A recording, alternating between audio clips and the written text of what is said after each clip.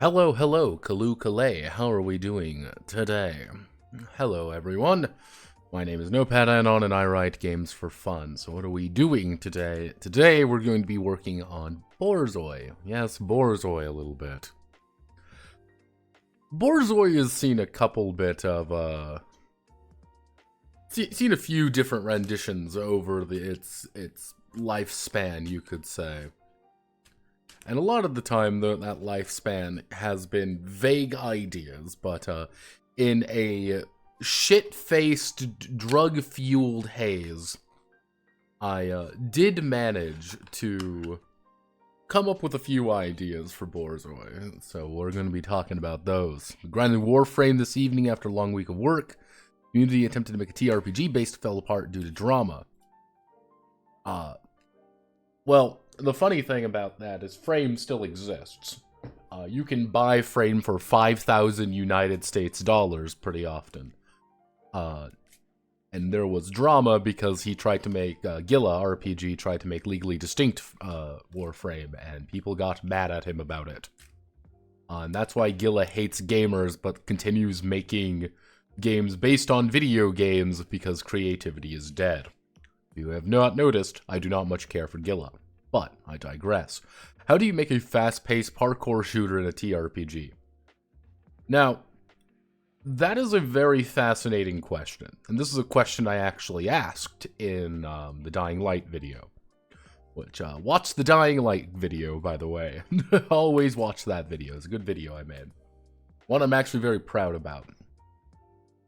One of the hardest things about TRPGs, and no matter what you look at, no matter what you do, is, how do I want to word it? Movement is always one of the most complicated things in a TRPG. No matter what you do, no matter how you do it, movement is a righteous pain in the ass. But Notepad, why is movement a pain in the ass? Because, how do I want to, how do we... One of the problems when it comes to movement, if you look at really any game, look at the games such as, even like Mario, for example. We love Super Mario Brothers. Mario is a very good example. When you are holding down right, you go right. When you hit that jump button, Mario goes up and theirs goes down. Very tactile. You can feel it. And that's something that you could grip onto, that you can say, okay, I am hitting those buttons, and you cannot. Have you ever played a really bad platformer with like really floaty controls? Ooh. Ay. With really floaty controls or really goopy ways of doing things? You might have. Also, by the way, here's an ad. Now, one of the things about really gooey movement, if you've probably seen gooey ass movements, again, movement in Bethesda games, movement even in things like GTA, for example. Because in GTA, like, it's kind of odd because there, like, a lot of things, Red Dead Redemption does this too. You have a lot of momentum. And when you stop, you take about 2 steps forward than you would normally think about it. And, you know, jumping feels awkward sometimes. But it's tactile. You know, you can feel it almost. It feels like you have a weather balloon attached to you. It feels like I have bricks for legs. You know, it feels that way. Take that to a TRPG. That is much more complicated.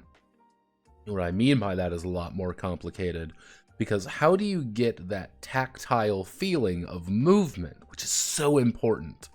How do you get that and not have any way to actually feel it? How do you do that? Like, oh, well, you move 5 squares. Okay, I move 5 squares. Does that feel like you're running? Does it have the weight behind it? Does it have the jump behind it? No. And even adding in something as simple as a map does slow things down. Like, that's a weird thing. You know, a map does have, bringing in a map does slow certain aspects of a game down, especially if it's a very rigid map. Very rigid square map is going to change oh, it's going to change the feeling versus something like an open map or a zone map or something like that. It's going to change the feeling of it quite a bit. And I think that's interesting, and that has a number of issues. We're not even bringing in the concept of verticality in this either. Verticality brings a completely different dimension to things. Now, how do I... Now, if we, we'll reduce the sound a little bit. Now, if we take something like Warframe... If we take something like Warframe and how fast you can go, and the wall running, the surfboarding, and the amount of speed you can generate and throw yourself in directions, that really only works in an audio-visual and tactile way of doing it. You do not have audio, you have very limited visual options. How do you make it work? Some people can get around that, some people can't. And that, I think, is one of the hardest part about making a, like, oh, you're a super fast, hardcore, you know, shooter shmup thing. Because it's slow.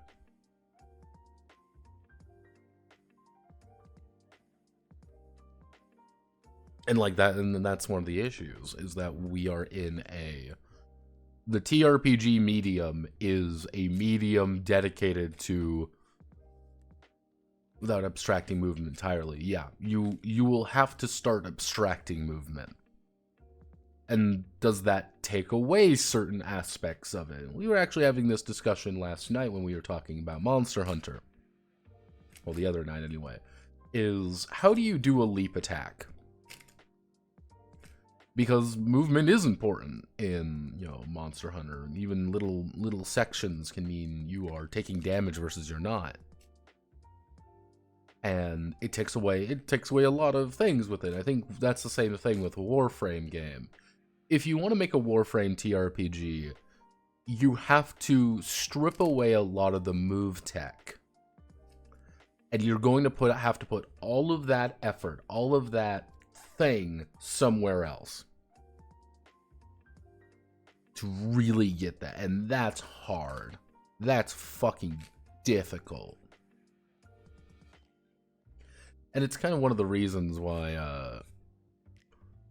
the thing is you can translate mechanics of, yeah, which is also another thing I talked about in the Monster Hunter video a little bit. Is like, it's difficult to add things like non-combat systems to games like that. Because, Tenno, if you really think about it, like, I want to make a Warframe game. What do you do that's not fighting? Really, think about it. We do not want to be fighting in this. Do we buy new gear, I guess? Yeah, like your Corpus Debt Collector team and things like that. You would have to change the perspective of it quite a bit or accept major compromises. And I do mean extremely major compromises. On the other hand, this also provides a, how do I want to word it? That also provides you, the players, or the designer, a lot of room to work around, if that makes sense. Like, I'm going to take an example here. I'm going to take a really good example here. Let's take Mass Effect. I like Mass Effect. Love Mass Effect, even. If I had it my way, I've been thinking about doing like a full-on like gameplay run of it because I enjoy Mass Effect. The thing is, Mass Effect, we see things from Mass Effect in a very particular way. Mass Effect is about Commander Shepard and literally a crack team of the best saving the fucking galaxy. But if someone proposed to you, hey, we are playing a human commando team during the Turian-Human War, you can get with that. Hey, we're playing a bunch of Omega gangsters trying to make it rich. You can do that. We're playing a bunch of mercs. Now, you can deal with that.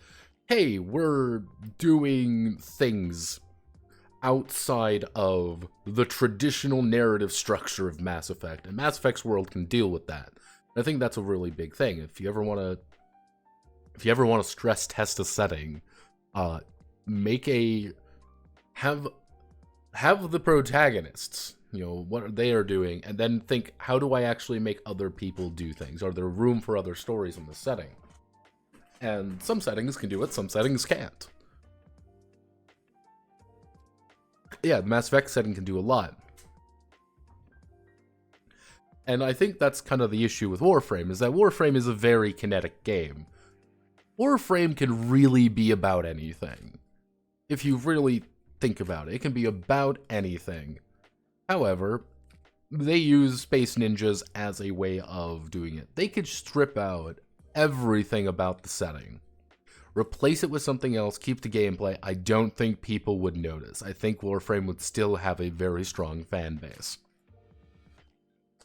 And is that a good thing? Is that a bad thing? Yeah, like, I don't think it changes anything, because it's gameplay focused. Like, and that some games really benefit from being extremely, like, I think some games really benefit from being kinetic. Some games benefit from having a very strong position on things. I think TRPGs do better with settings with a really strong position, the really strong core premise to kind of build out and around. We were even talking about the Assassin's Creed RPG, because don't forget, everyone, the Assassin's Creed RPG exists.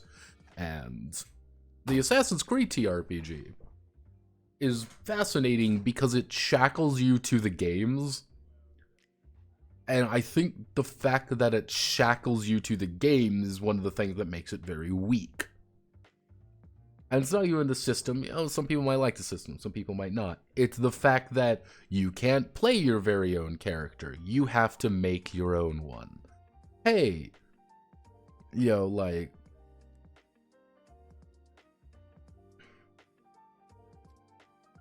oh, hey, even things like with Monster Hunter.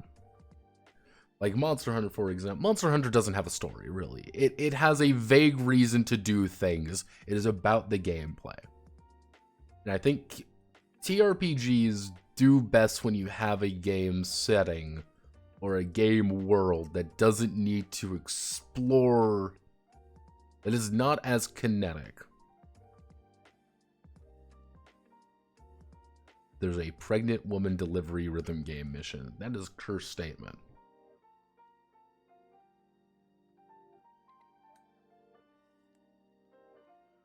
That is a horrible cursed statement, and I hate you for saying it. I want you to remember that. I hate you for saying it. But here are some these are some example games that I would like. The Notepad and the Super Duper franchise nightmare. So, Barotrauma. We've got a lot of room in Barotrauma to actually work with. There's things going on Titan. There's things, Europa is interesting because it's Europa. Bastard Bonds has an entire setting dedicated. Brigador's got stuff. Dota is there. Front Mission has things. Greedfall has some things. When you started getting into, like, really specific things, that's where things start getting a lot more difficult. Lunacid, Paladins, for example. Paladins is difficult to adapt because there's not a lot actually to work with. Signalis is difficult to work with because the game is built around that game and very little else. I might need to look into it more, but that's kind of the idea. Dustborn, that's why we're making a completely different Dustborn.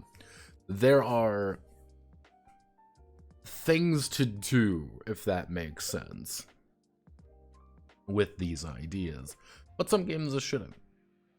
You're not going to make a Thomas is Alone game, for example.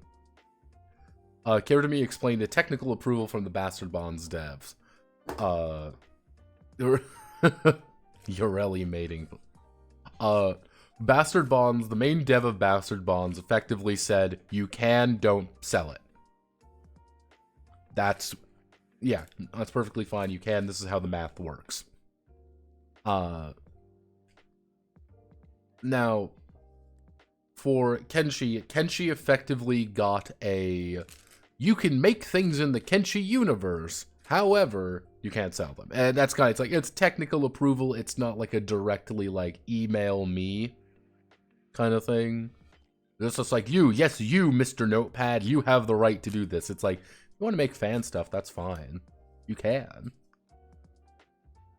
Some of them are a lot more open than out. Yeah.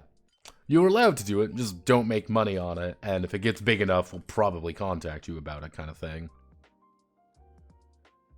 Yeah, no, it's like, some games work, like, I think a really important game that would not work as a TRPG setting, Dead Space.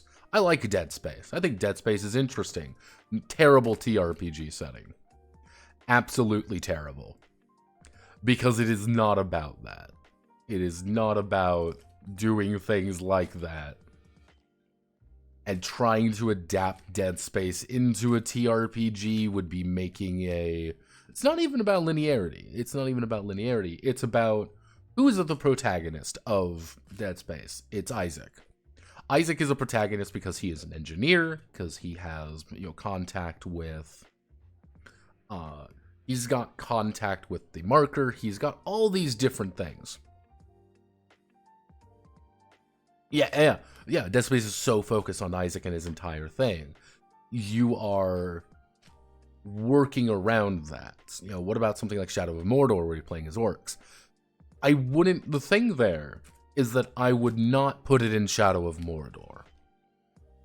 I would want to do something with that of like, oh, you're playing orcs or something. Like, if you're doing that, I would want to make it its own thing with an own internal logic behind it. And that's something you could work with. You are literally a bunch of orcs. Your entire job is to do that. And it's almost like, I made a game like that. Check out Slaves to Chaos, everybody. A brand hit new role-playing game by your best friend Notepad add-on. When it comes to something like Doom, the original games, Doom 1, Doom 2, even arguably Doom 3, yeah, you could reasonably do that. Who is Doom Guy in Doom 1 and 2? He is just a dude. Doom Guy isn't anyone special. He is a dude in a hell situation who's rocking and rolling because he is effectively playing into the fantasy the demons want. He is a demon, he is acting as a demon, and he is able to kill them. Doom 2016 and beyond with the Doom Slayer and things like that, no. I don't think that would work. And I think there's an appeal for certain players and certain characters to play you're a bunch of dudes in a horrible situation. What do you do? If you want a game like that, Stay Frosty. OSR game based on Black Hack. It does enough things to make it interesting. Stay Frosty is very interesting. More Jarhead-esque, but you can adapt it pretty easily to do something like Dooms. Like a Doom. Original XCOM worked fine as a war game. Yeah. I wouldn't say it as a war game. It'd be a skirmish game at the end of the day. But yeah, it would work. Difficult to pull off, but yeah.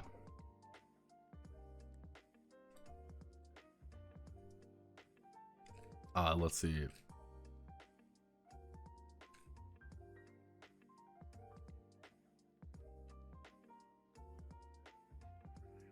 I know Impromptu, I believe, made something very similar to that for the last jam during the Retro Jam, which I don't know if he is planning on expanding that out at all. Maybe he plans on. It was very funny in some of them, because pretty much all your stats are how bad you are at things. But that's kind of the joke. But yeah. Ta-da. Hopefully this has been an enlightening conversation for everybody. I'm getting pinged by people. Uh-oh.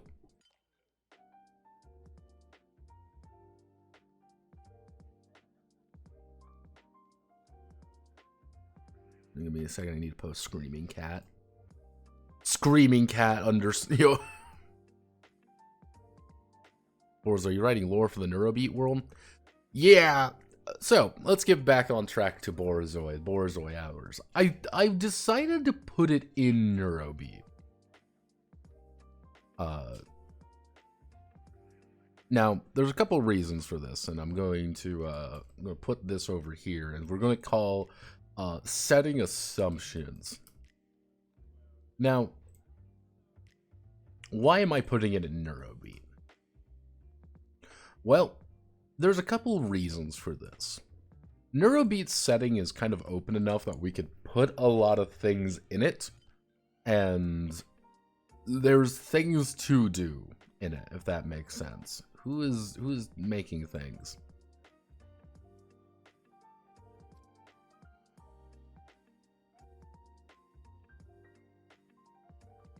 Don't touch that. Stop touching this. Why do people do these things to me? But, like, we've got enough, like, basic lore stuff here to kind of say, yeah, hey, here's things going on. There are things to occur and things to do. I'm like, okay, we can expand out certain aspects.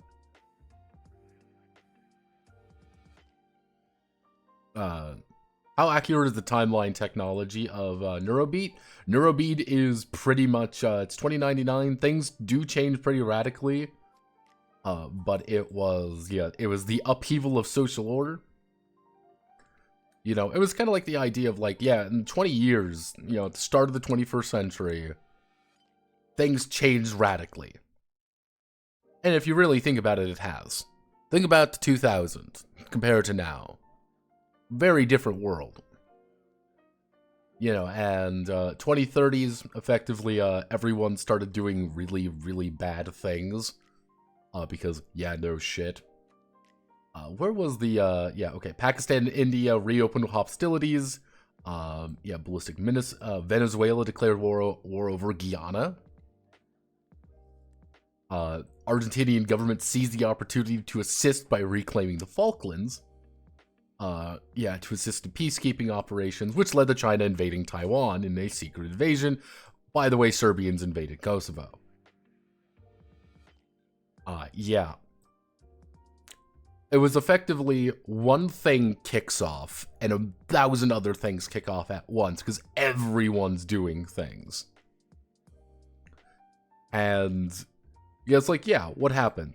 Yeah, 3 nukes were dropped. One on Islamabad, one on New Delhi, and one on Kashmir. No one got anything.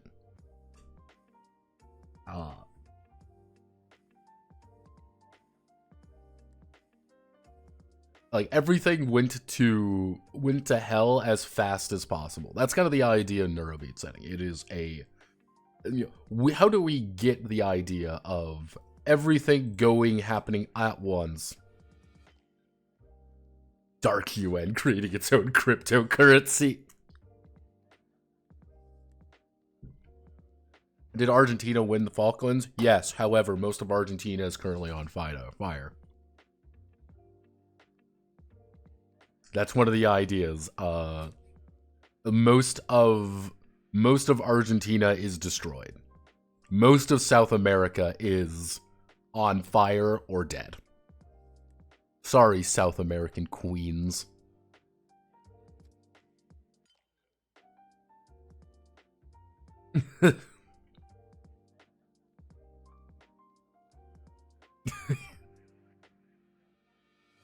Glorious, glorious there. Now, what happened was, there was a guy named Jackie Sevens. Jackie Sevens was effectively a super rock star. Everyone liked Jackie Sevens because he was literally the face of a generation, and he was the ultimate cyberpunk. That was the joke with him. He's the ultimate cyberpunk. And then corporations decided to make him a brand. Yep. That's the entire, like, one of the weird impetus to how Neurobeat ended was, hey, how do we reach post-cyberpunk? You sell cyberpunk as a brand. And that's what they did. There aren't cyberpunks anymore. You're a maverick, right? You're a maverick. You gotta buy it's a lifestyle brand to be one of these. Buy a shirt, buy the clothes, buy the body armor, buy a new holdout gun. That was kind of the idea. It was like, yo, corporate world bought and sold the concept of being a cyberpunk, which is a little bit there. This did lead to Johnny Sevens, or Jackie Sevens, I should say. Jackie Sevens crashed the world economy. Yeah, no, Jackie Sevens killed the world's economy by a couple people because everyone was distracted trying to stop him from playing a live show over the entire world. He decided to have his team upload effectively a VI, the virtual intelligence, to effectively the world stock market and fuck everything up, and then the world economy literally crashed. Yeah, and where was it? Let's see, corporate idolatry that Jackie hated was decapitated as people realized money wasn't worth anything anymore. State actors attempt to stabilize the situation, the damage was done. Trillions of dollars simply vanished, evaporated into the ether, as Jackie intended. Everything he hated was destroyed. Everything he sang about was over. As he hit the final chord on the guitar, he gave one final rockstar yell and blew his head off with a shotgun.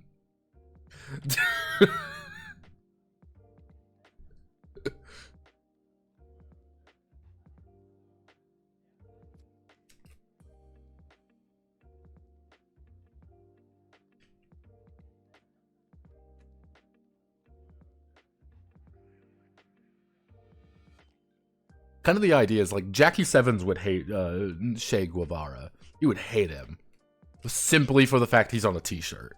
That's why he would despise him. And he hates all of that. That was kind of the entire thing with it. It was like, I just fucking despise all of you. This did lead to, hey, the UN literally did establish its own currency system. Yeah, you have creds now. It is the Chinese social credit and a new monetary policy. It is literally an attempt to stabilize the world economy and give the UN infinite power. Yeah, there's a couple of weird things like, yeah, technically cerebral enhancement training exists, which gives people psychic powers. Snap limbs, system neutral appendages, which is my only way to really justify most cyber limbs. AI does exist. Most of the AI is currently shackled. A lot of medication exists. That's one of the funniest things about Neurobeat, is that there's about 1 million different things of medication for you to take, and that's the point. And yeah, everyone still calls them Mavericks because Mavericks suck and everyone hates them. You're a cop, and here's the UN. Yep, the UN literally thinks they are doing the right thing, but they'll just shoot everyone who disagrees with them. Yeah, now, Neurobeat is very specifically set in Neom. For those who don't know what Neom is a new economic zone in Saudi Arabia. Nothing's ever going to come of it. It's not supposed to. Very manufactured city. And I'm like, this is the only place that you could really set a post-cyberpunk story in this horrible, like, nightmare zone, effectively, that nobody likes being in. I had some other, like, weird ones, like, yeah, you know, what's here's how you do smugglers, you know, oh, here's the book, here's, Oxygon, here's what's psychics. Yeah, that's kind of the idea. Now, the reason I said it in Neurobeat, because Neurobeat is very specifically Neurobeat is post-cyberpunk. That is the entire premise behind it. How do we make a post-cyberpunk setting? That's what Neurobeat is. It is a cynical look at what, cyberpunk is dead because, you shot it, kind of thing.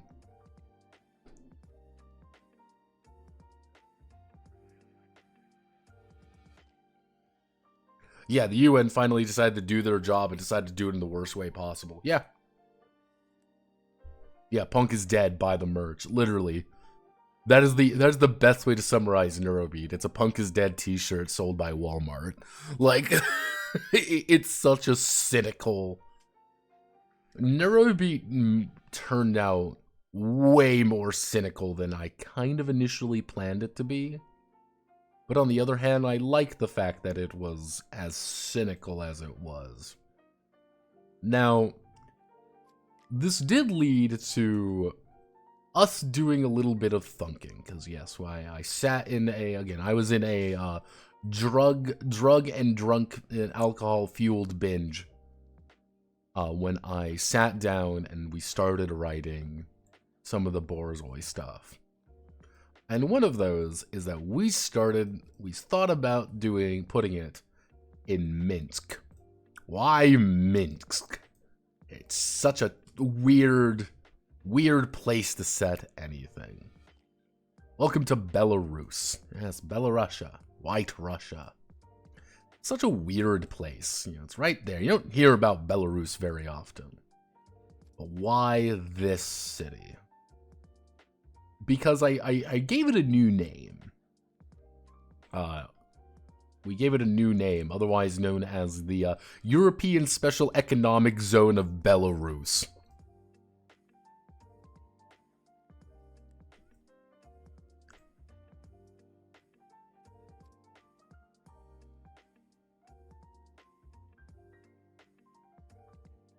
Feels way too close to home.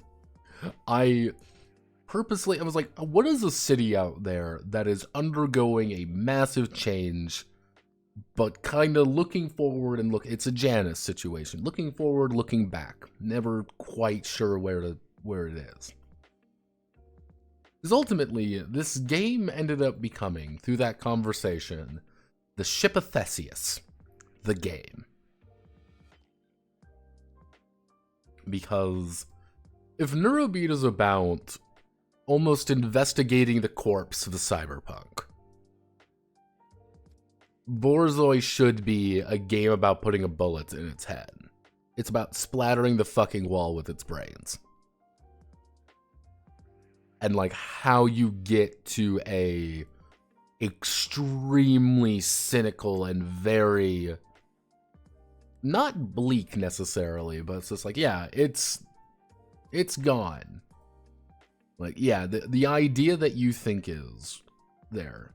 Because only really Neom worked for Neurobeat because it deals so heavily with the concept of entropy. It is such a place of breaking apart. It is not going to, it is entropy. That's a reoccurring theme in Neurobeat. Is everything is breaking apart, you're falling apart, but you stop giving a shit that the world's falling apart and you're falling apart alongside it. Do your fucking job. And nobody likes you for your job because you are a horrible human being, because you are a psychopath. Go for it. And it's just like, oh, okay. Like, it's very, like... Also, I got mugged.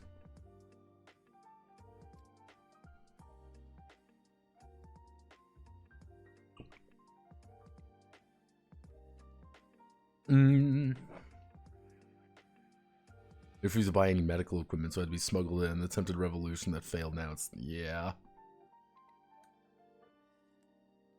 Lots of amazing art, though. What do we do now, Energy? Yeah, we kind of thought, like, if you want to get a setting like this, of the idea of the Ship of Theseus as a concept, you could say, you would have to put it around here. Somewhere in Eastern Europe. I thought about, we could put it in Kosovo. The idea of Pristana, and, we could put it in here. Maybe we go up a bit, put it in Belgrade or Sarajevo, for example, because that has so much history to it, for lack of a better word. Another part of me thought about putting it in Greece even. And I'm like, okay, is that the wrong way? Maybe we should be putting it somewhere in Southeast Asia, where it's like, okay, what about Vietnam, Hainan, Chongqing? Because if you want a cyberpunk hellscape, Chongqing is perfect, by the way. If you ever want inspiration for your next cyberpunk, hellscape, just look at Chongqing. Place is nuts. It is very much a blend of the old and the new. It's a very strange place to even just be around. And as you can, a lot of weird architecture. Things are kind of built into. It's built into it's effectively built into mountains. It's a very weird place. But I was thinking, like, okay, maybe we put it somewhere here, maybe someplace like Shanghai or Hong Kong or another city. Places like Taipei could even work, because remember, in this setting, Taiwan belongs to China, even though China's on fire. Like, there's a lot of places around here. Like, and that's why I was kind of having difficulties finding where to set Borzoi. I need a city that is...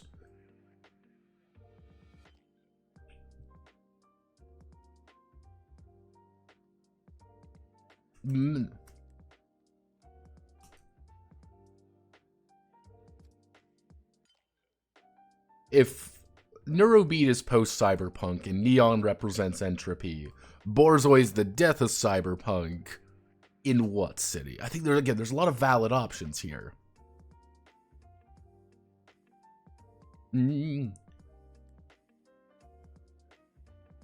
Airport, and there were 3 segments of highway. The segment is paid for by EU, by China. The segment paid for by Russia. Weird, post-humanist direction, smaller communes made by idealists, alcoholics trying to start a revolution.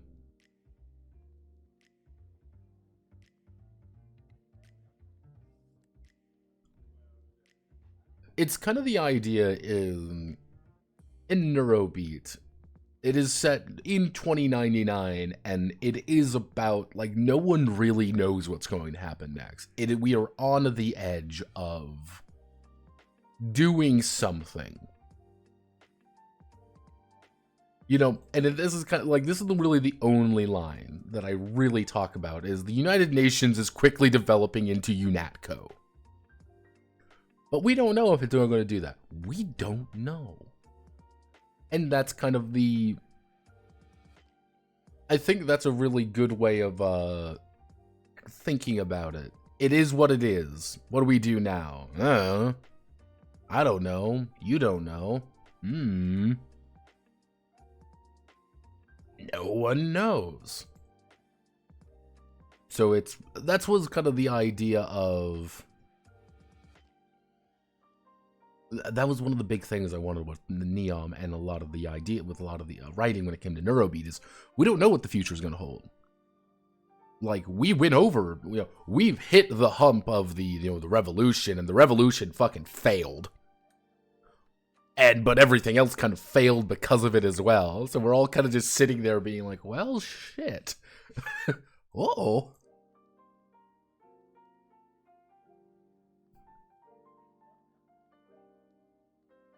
Yeah, no, and there's a reason I reference Disco Elysium a lot in Neurobeat.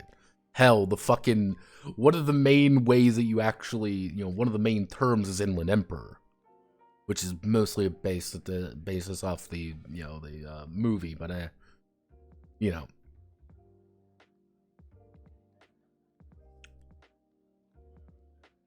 90s Eastern Europe, but cyberpunk. Yeah, no, that's a pretty good way. Dios mio, a liberal. It wouldn't really be like, I guess the idea, if Neurobeat is Disco Elysium, this would be during the Revachol revolution almost. We're seeing it. The flailing body of the cyberpunk world is happening. It is convulsing currently. No one knows where the fuck it's gonna go. We damn well know the ride's about to end, though. That's why I kind of said it during, like, right now, I have 3 options.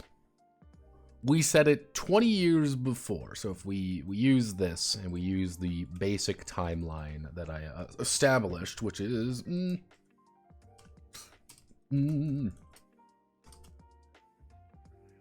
we do 2030s, everything goes to shit.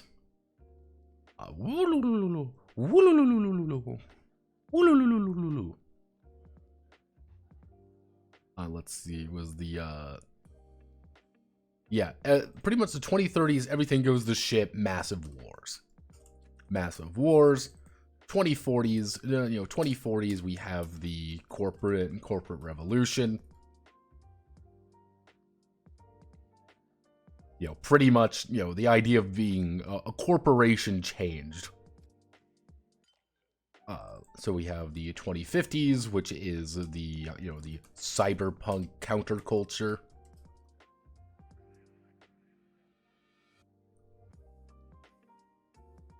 Let's see, where was the, and then kind of the, like, 60s, 60s to 70s was the, Jackie 7s. If you were to think of, like, what is the golden age of cyberpunk, it would be right here. The 60s, it would be kind of the mid 50s to the 70s. Golden era cyberpunk. About 20 years, you could say. About 20, 25 years of this is the idealized cyberpunk world. You got veterans from wars getting pissed. You got kids not knowing what the fuck's going on. This is an entire generation almost of people who are lost, confused, and don't give a fuck anymore. And they're willing to die. They are willing to die for that concept, if that makes sense. Then the 2080s happen, which is the, corporate...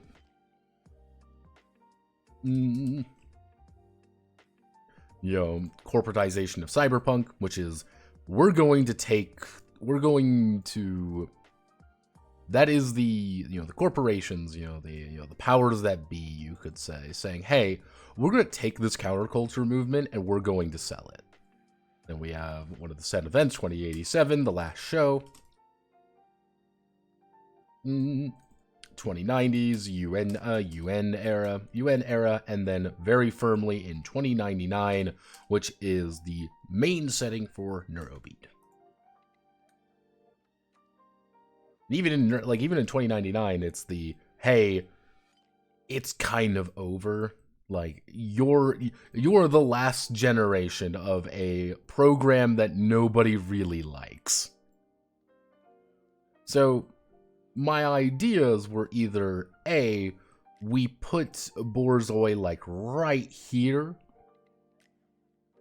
If we put it like right there, where this has kind of the, we're in the golden age of cyberpunks, kind of the late era. That's what I was thinking, like late 70s maybe. Golden era of cyberpunk. You are effectively guys on the take. Things are going pretty bad. It sucks. Alternatively, we could do here, which is the idea, the corporatization of cyberpunk. The concept of cyberpunk is dying. Corporations are buying and selling it. You are literally guys at this era, in this era. You are midline cyberpunks who kind of got an opportunity of a lifetime. You're going to work for the corpse now. They're going to pay you all the way. Life's great. Woohoo! I like getting paid. Alternatively, we go way further in the future. Oh,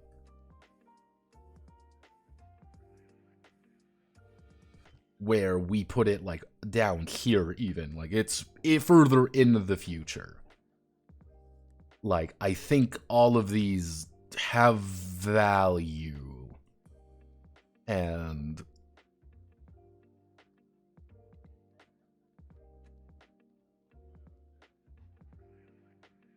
wrong and have AIs take away human agency.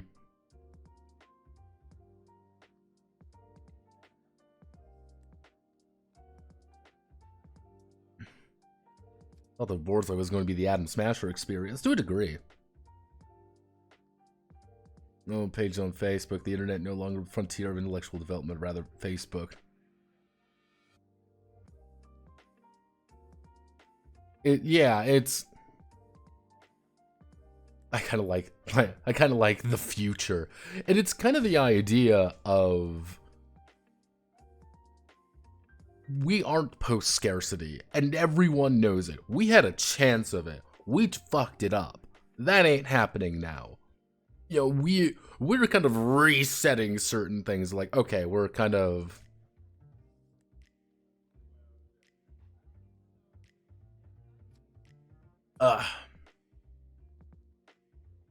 Yeah, Dios mio, a Maverick. Yeah, it's kind of one of those things like,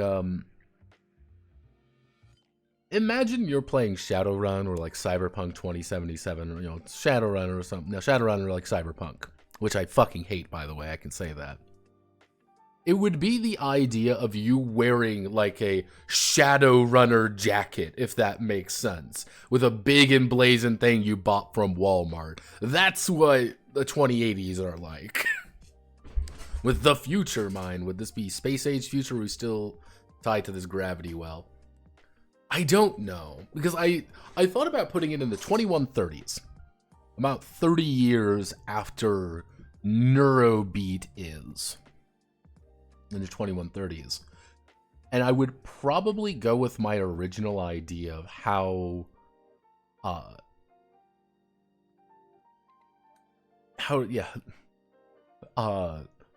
because originally Neurobeat's setting, to give you an idea, Neurobeat's setting was originally going to be in Singapore.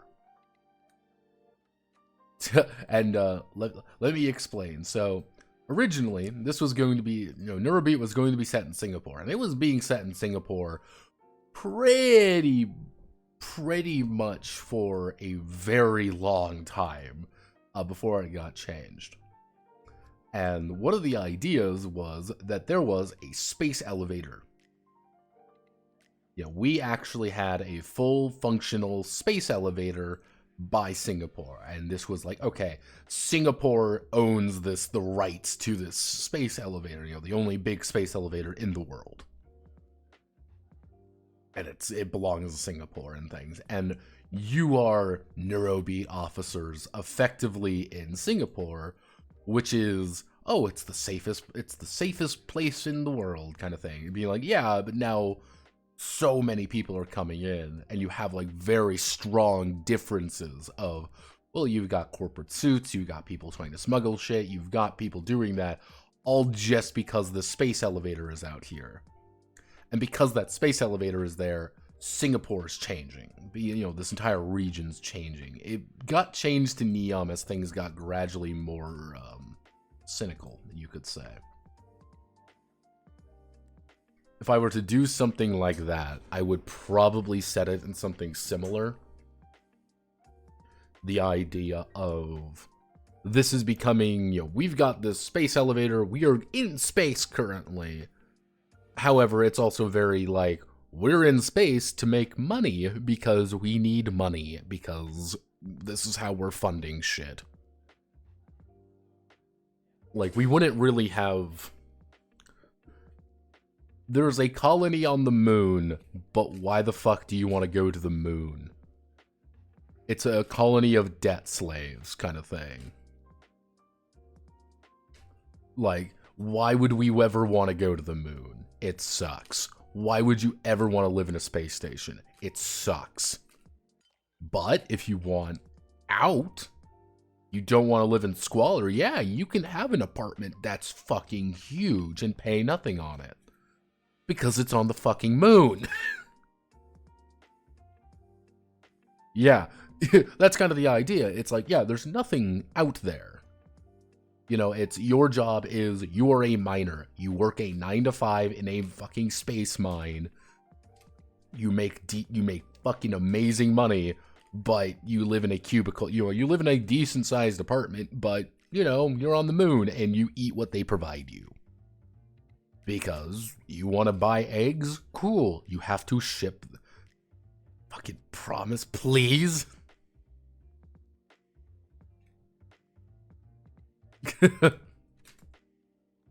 Yeah, it's like, you own a big-ass apartment on the moon. Yeah, it still sucks. Like, anything you want to buy that isn't corporate approved is expensive because you got to import it. You know, there is someone shooting this shit up for you. It is like, oh, every month we get a shipment of new shit. Outside of that, you work a 9 to 5 in the mines, in the space mines.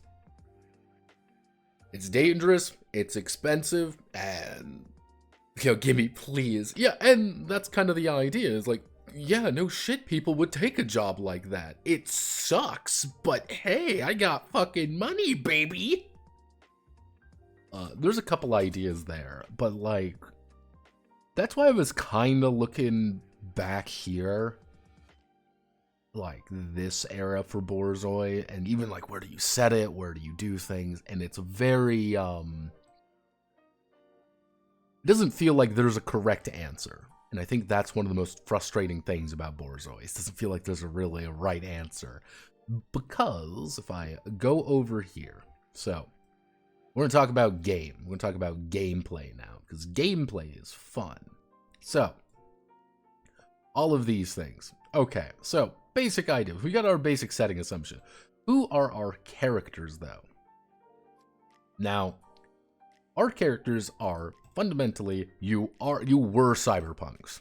Now you work for the courts hunting them down. You sold out for a better life. Oh man, that's not very fun. What I was going to do is kind of, effectively, the concept of Borzoi is also, the company, you can say. The company is also going through a ship of Theseus problem. Where at first it was, oh, we are 100% on this idea of we are a corporate security, management. We're just that. That's all we are.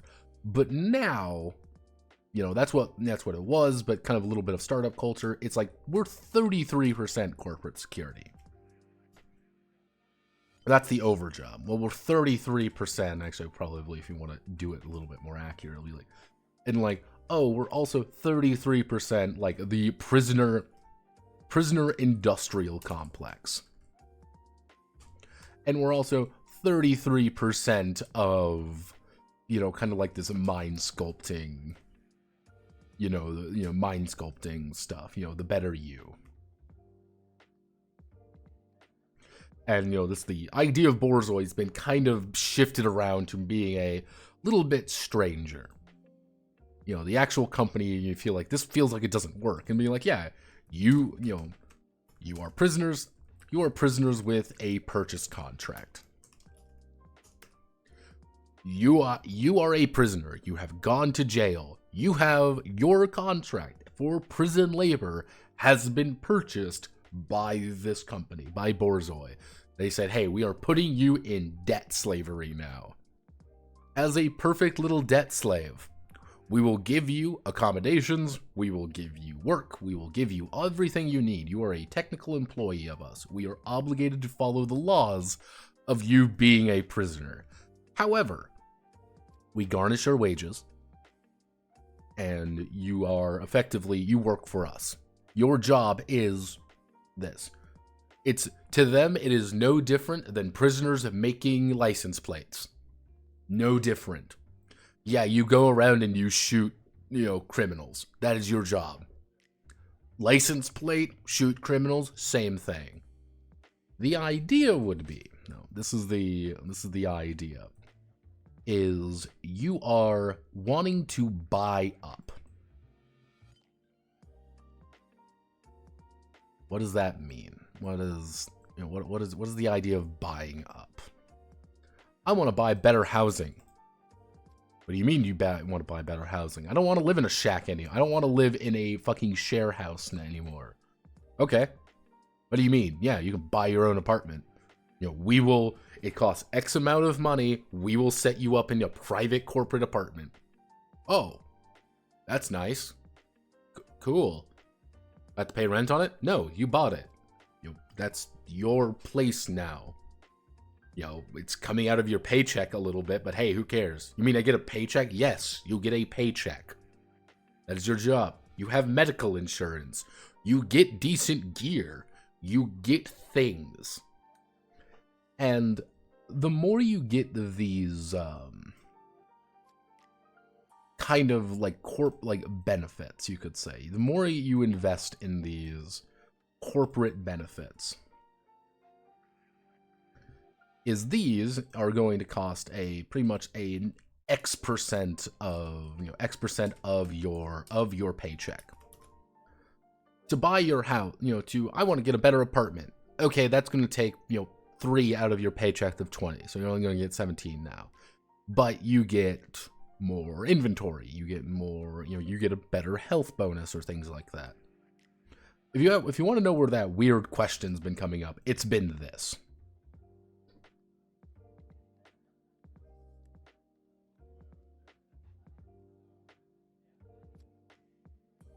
And the more you sacrifice your paycheck, you're like, okay, well, I want to keep building my paycheck to get more money so I can buy better things. I feel very comfortable with it. And the entire concept is that you are trying to buy off your debt. You want to buy off your debt to Borzoi, the company. And when you do, you buy off all that debt, they say you're free to go. You can leave. Or do you want to stay? Do you want to extend your contract? Legally speaking, we cannot hold you anymore. You are not a prisoner of the system anymore. You have earned your freedom.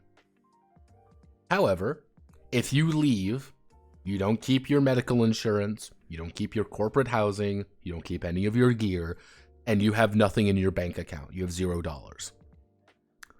But you're free. Or do you keep working? Keep working. Now your paycheck's bigger. They aren't garnishing your wages anymore. You don't owe them money. They are paying you your full paycheck now. So I can get money, yeah. And I keep my house, yeah.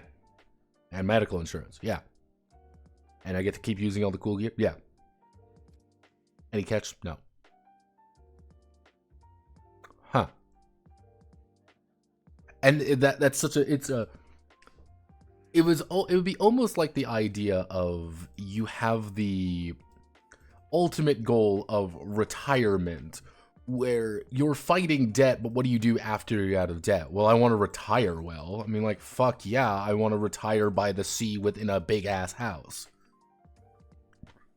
But when is that risk still there? Now, this leads to this concept, which we were talking about and thinking about.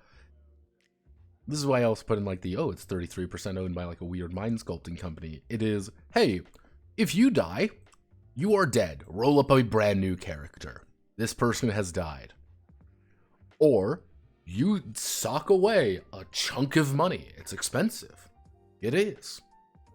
But you bought a brain clone. They mind sculpt you, and when you die, they put you in a new body. It's you from that point. You get your character back. It's still them. It's in a new body, but it's still you. Go for it. What do you mean it's still me? Yeah, it's you. I don't want to. It's not me. Like, yeah, it is. Be like, legally, this is your clone. This is a mental clone of you. Yeah, but it's not my body. Who cares? It is your mental clone. You're not dead. Legally speaking, you are not dead.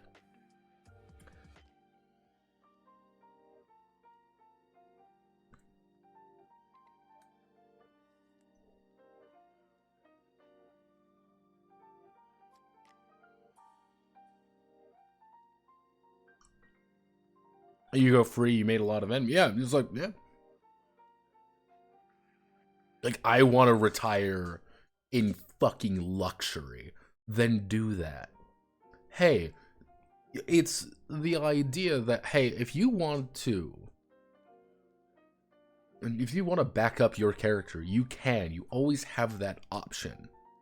It'll cost you money, And the guy who doesn't back up his character is going to have a lot more money to work with, which is kind of how I was thinking about doing advancement, which is you have to buy your advancement effectively with your paycheck. To level up your gun skill from 3 to 4, you need to spend $40,000, and that is in training, that is in supplies, that's in whatever. It's kind of the idea. You're spending money. Okay, cool. I've spent money. Now I'm spending money on improving myself to roll more clicky-clack dice, or do I want to invest in... Well, okay, the guy who invested all this money there just got popped in the head. He's dead now. He has to make a new character because he didn't buy a backup. And that's kind of that idea. And it's like, oh. And that was also going to be one of the ways to kind of threaten players a little bit, kind of that undercurrent of threat. Which is, if you try to run out when you still have this debt, legally speaking, we will just make a new you, or we'll sell your brain, chip to something else. Like, we're going to make our money off of you any way we look at it. Like, oh, what do you mean by that? No, we'll just, your mental load that you have, we'll just use that elsewhere.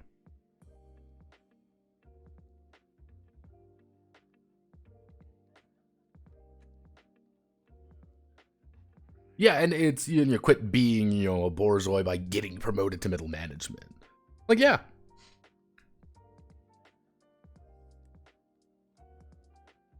And wouldn't that be something comfortable numbness, saying, yeah, you've made a good amount of money, you have impressed the right people, we're offering you a full-time position in the office.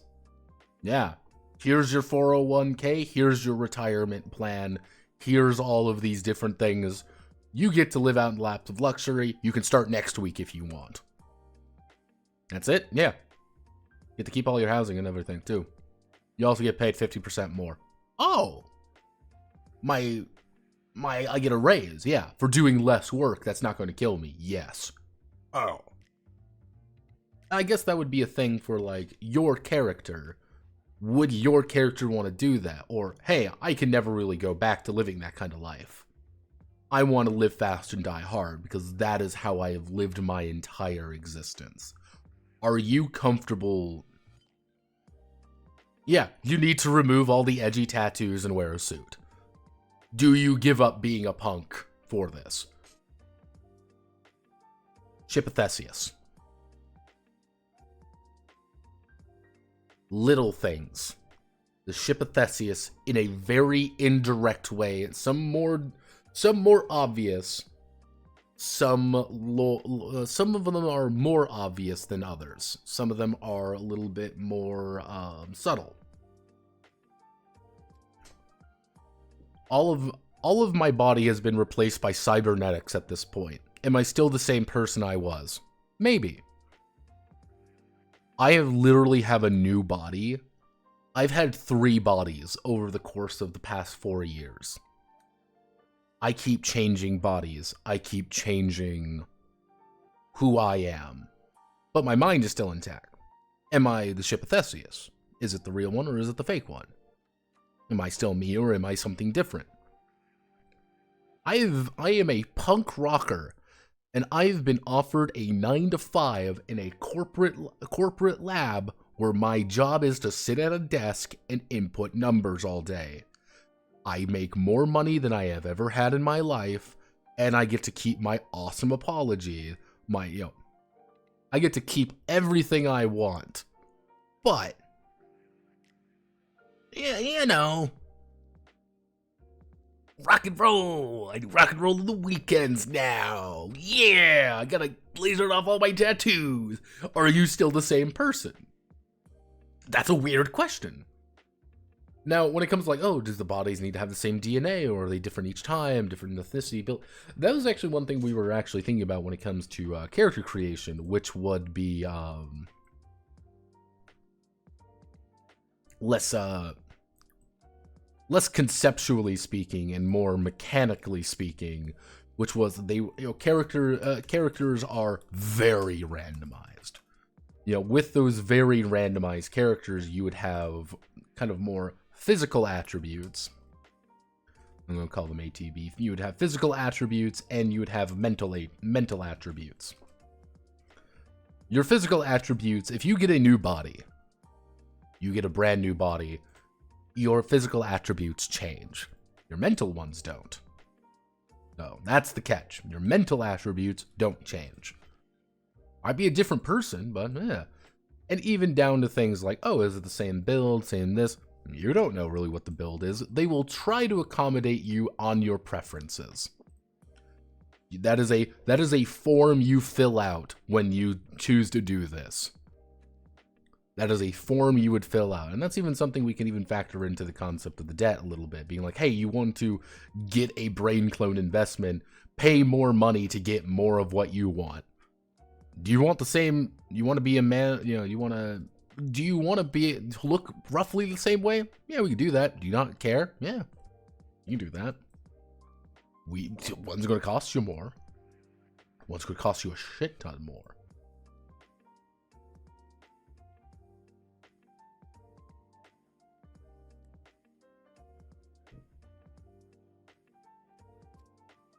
Yeah, imagine walking back to a bar you used to punk rock 20 years ago. You look so different, nobody would recognize you.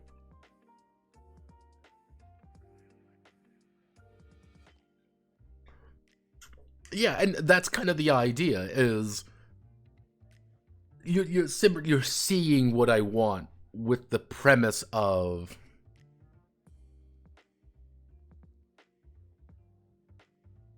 the ship of Theseus.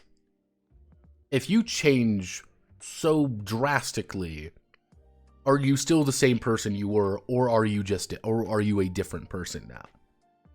I used to be this punk rock superstar who said he was going to die by the time he was 25. I am 42 now. I have a 401k and I have 2 kids and a wife. Am I the same person as I was 20 years ago? No. Is that a good thing? Is that a bad thing? And then it's one of those things where you think about it and be like, would your character... Think of all the characters you've made in a... think of all of those things that you made back in, those cyberpunk characters you've made. Would that character take a deal like this? Would you take the the end of Act 2 twist, not twist, I guess, would they take the deal with the devil? Some would, some do, some don't. I think that's interesting. I think that's what I want in this. And it's something very... I don't want it to be aggro. I don't want it to be like, this is the theme of the game. Look at it, everyone. Do you see what the theme of the game is, TMCR? I don't want that. I don't think that's a good idea. I think having it be a little bit...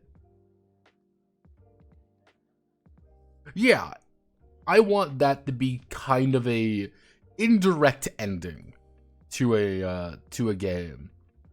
You're the guy who got out, you've made all your money, you sit there in your luxury condo with your stupid dog, your stupid world, your 401k, your great medical insurance, and a job, and you just look at that and you are watching this video you made when you were 20, you were young, and you're like, oh fuck, who was I? Why would and that's kind of the feeling, that's that. Do you feel relaxed in that situation? Do you feel good? Do you feel bad? Who knows? It's not the point. The point is, you did. And it's even one of those things like up here, which is like, hey, would your character believe in the concept of a brain clone investment? Would you believe in that? As a player who is playing this game, sitting down at the table, pencil in hand, dice ready, do you believe in it? And if you take that, that means your character must believe in it. Oh, I don't believe in any of that shit. I don't do that. And wouldn't that be such a hypocritical statement? It's weird, isn't it? It's a weird thing to think about because it's a gameplay incentive. That's what I want these to be as well. These corporate benefits. This is an immediate gameplay incentive. You have better corporate housing. Because you have better corporate housing, that means you have better, you have better things in your life. More shit you can work with, better health, whatever. Medical insurance, you heal better. You have been shot. At last job, you have been shot. You go to a doctor, they will pull it out and they will patch you up. You got really good medical insurance though, they'll fix you up real easy. That's something you don't gotta wait in line for, kind of thing. Top of the line gear. I'm buying licenses. I have a legal license to carry this firearm now. And because I can carry this gun, the corporation lets me just use it. Because I have purchased the correct licensing for it, I have all the rights and regulations behind it. Cool, I can use a gun that I normally would never be able to use because I did the right thing. But the more and more you're getting invested into this as a player, the more and more you don't want to lose it. So that temptation of a brain clone becomes more and more, something you want to invest in. Something more and more you want to see. Well, I want to live forever, but...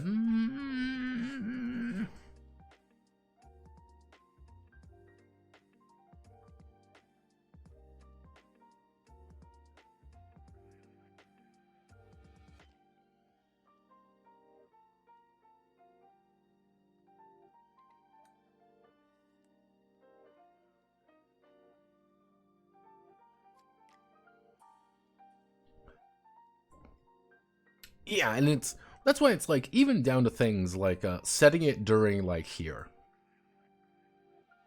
This would be a really weird place to put it. Even up here, like these two would have a very weird concept for it. Because the last show happens. And all of these corporate entities effectively cease to exist. One of them being Borzoi.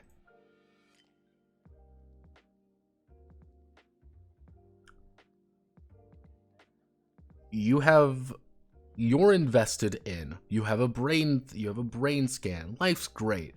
Hey, wait a second. The corporation that I bought, that I am invested in, who has all these things for me, just went out of business and wiped all the data. I'm not immortal anymore, effectively. Huh. That's not good. Uh-oh. That's why it kind of leads into that. I want my brain to be tweaked so that I'm happy with it. That's what, like, if we go down to back to the some more mechanical things, where it comes to like this.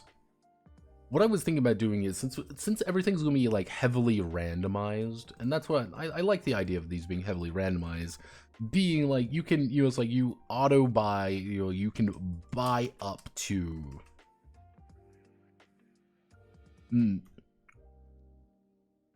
buy up to better stats. Minimum, let's say like minimum or something, minimum requirement is 5. You roll and you get a 4, 7, 5, 7, 3, and a 2 or something. This is below requirement. We're going to tack on extra debt effectively to you to make sure that you have, prerequisite, attributes. We're gene modding you because legally speaking, we do own you. Oh, okay, you just made me a better person. Yeah, but, you're, 50,000 more in debt or something. But you can also always have the option of saying, well, I want to make this a 9. I want to make this a 6. I want to make this a 9 or whatever. I want to improve my stats more by putting yourself more in debt.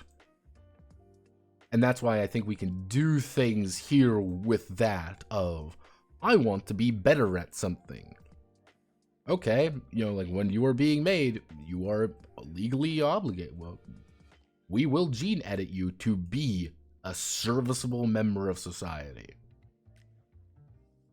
But it's going to cost you debt. You know, it's something that's up there. And even that's like something that you could buy with medical insurance. You are buying with medical insurance the right to start undertaking surgeries to make sure you can improve your stats faster. Yes, or is it a positive thing? No, it's not positive. It is a dehumanizing thing to say, I'm going to literally change my body to make myself faster, stronger, smarter, or whatever. But, who cares, right?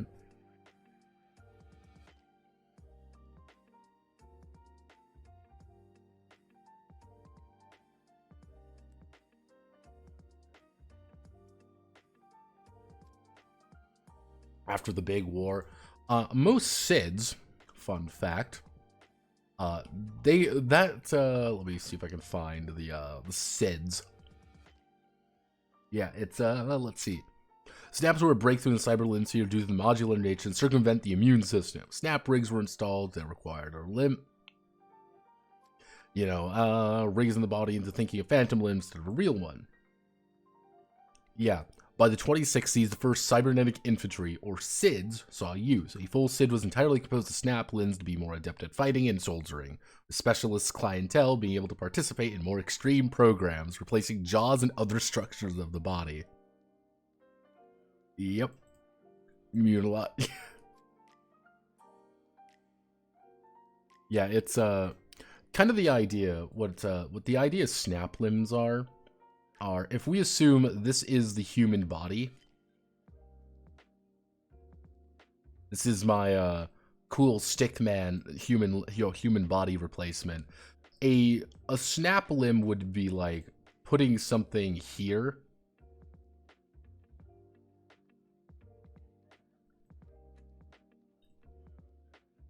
and you're like, okay, cool, I want to remove, you know, a chunk, like, I want to remove my legs. You know, I don't like my legs anymore. I want to sub them out for, you know, fucking combat, you know, knife legs or something. That's something you can do. You just have to get a snap surgery. And once you get snap surgery, you can input any part on a snap limb. And it's like, oh, hey, with more advanced ones by the 2090s, you could do shit like this. Or, you know, you can snap off like your jaw and things and replace them with more exotic parts. Like, it's not difficult to get a cybernetic limb by the 2090s, or even the by the time of the 2060s. It's not difficult to get a cyber limb. Very easy to. But that's the problem. Hey, if I replace all parts of my body, if I replace all parts of my body with crazy cool appendages and the things that are clearly not, clearly fucking alien nightmare creature, am I actually the same person? Is this the same person as, are those two the same people? Are they? Maybe not. Maybe they are. Who knows?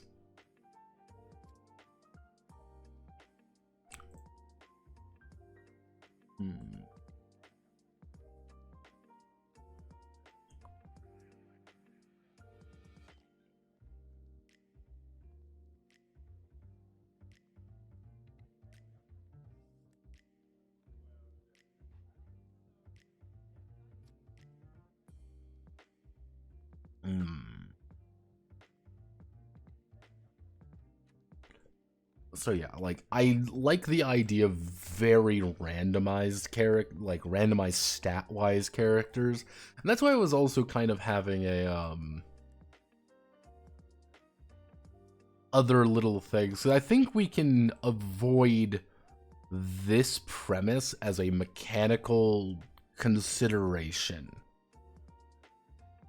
I don't think we need the idea of like a sanity meter.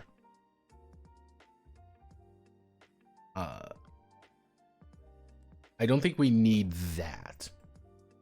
'Cause, that's why I was even thinking about having something akin to a, like a class system.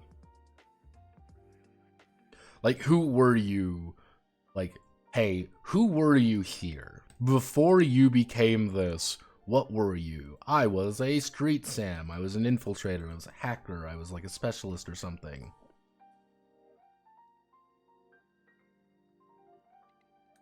Clones' bodies of people you killed that had their brains wiped. Right, any of that information very early. Don't know anything about it yet. Again, it's one of those things that's like, it really depends on where we put it here. If we put it like here, then it could literally be, yeah, anyone. Literally fucking anyone. Here, it would be like, yeah, this is what happens to, you know, some people are buying. This is a circular economy. You know, this is a circular thing. This is a company who specializes in cadavers. That is their entire business model, is buying and selling cadavers. We are effectively taking those effectively lobotomized bodies and putting a new neural map in it to make you a new person. That's all it is. We don't know anything else beyond them. You could be a horrible person. You could be a living saint. Doesn't matter. You're a brain piloting a meat puppet.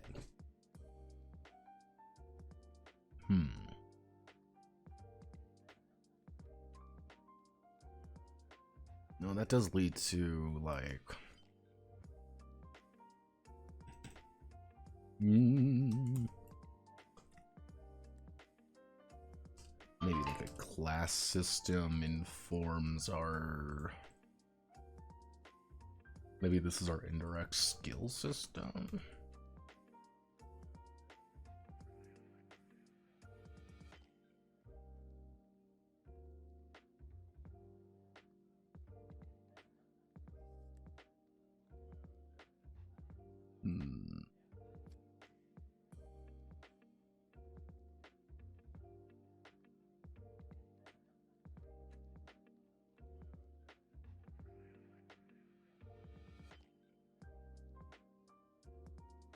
Yeah, again, you understand why Neurobeat is a very bleak setup. And that is like one of the... Neurobeat was hard to fucking write at some points. Lead to any anarchist utopia. No, the UN takes over. Literally, that is the... Everything goes to shit. Corporations literally start failing horribly. So the UN steps in and creates its own super currency and its social credit system. Again, the UN is on the... Yeah, the UN is on the trajectory to become UNATCO. They are becoming, you know, the UN is an extremely powerful creature at this point. And in Neurobeat, you play for the UN. And you're one of the big things with Neurobeat was being very impersonal. Who fucking cares about this place? You shouldn't. Your job is to find a criminal. Oh no, this person was doing it for higher ideals and beliefs and all these things. Okay, cool, whatever. Put 3 bullets in him and he'll die. Not my fucking problem. Oh, well, he's just practicing an ancient, you know, this is a religious things. You know, this is a religious, you know, thing that they're doing. I don't care. I'm gonna touch your hand and I'm gonna fucking read your mind and you're gonna like it. Hey, I'm gonna jump because I don't have anything to live for. I'm using the imperial voice on you now to say get down here. And then I'm going to arrest you for attempting to kill yourself. That is like the vibe of Neurobeat. I'm going to arrest you for the crime of wanting to kill yourself. Or you can play very moral as Neuro. In Neurobeat, you can play very moral. It's a very personal character thing. Does your character believe in the right to kill themselves? Maybe. Maybe you don't because it goes against the law. Maybe you believe in the, the beauty of humanity. Maybe you don't. Maybe you don't care because you're 1 year away from getting transferred out like everyone else. This sounds like a setting where 80% of the NPCs would be the deserter from D. Some are. Like the thing with Neom is like Neom itself was very, depending on where you are, the vibe changed dramatically. Life's fucking amazing in Oxagon. It's great. It is an idealized place because the UN runs everything. But you can get things. People are happy. People are making money again. The world recovered from the economy crashing. That was 20 years, that was, 15 years, that was 20 years ago. Now, we're doing pretty good. Life's okay. Not great, not bad. We're just we're vibing with the current situation. And the idea, that's why I was like, if we said it earlier than the last show, that's kind of like, you can kind of think of like 1987 is the last show. That is when things change. If we said it before that, it's a lot more of a classical cyberpunk story. It is, if we bring up like cyber, it's...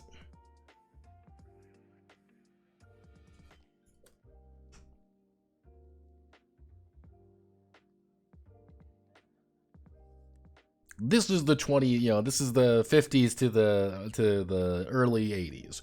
It's your Johnny Silverhands, it's your V's, it's your things like that. Like, that is cyberpunk TM. But, it's one of those things as well. Like, this also is a very good way of looking at it. A $1 million super franchise is the only thing that comes up with cyberpunk. Let me do,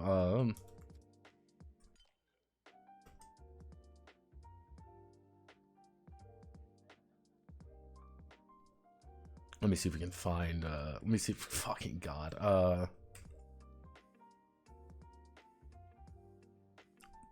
Jesus, yeah, like, these aren't even that great, to be honest. Like, let me try, there we go, we'll do archetypes. Like, these guys are, still exist in the 60s, 70s, in the 60s, 70s. Once you get to the 80s, let me do Shadowrun 4E. Once you hit the 80s, everyone stops being cool and everyone starts being lame.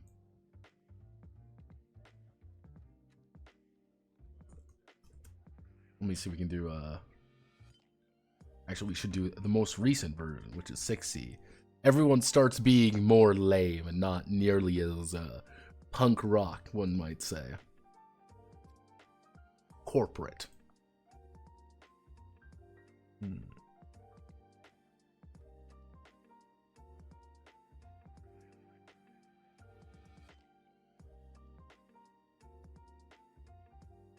Messed up vets starting their own PMC, AI cultists, bigots, idealists.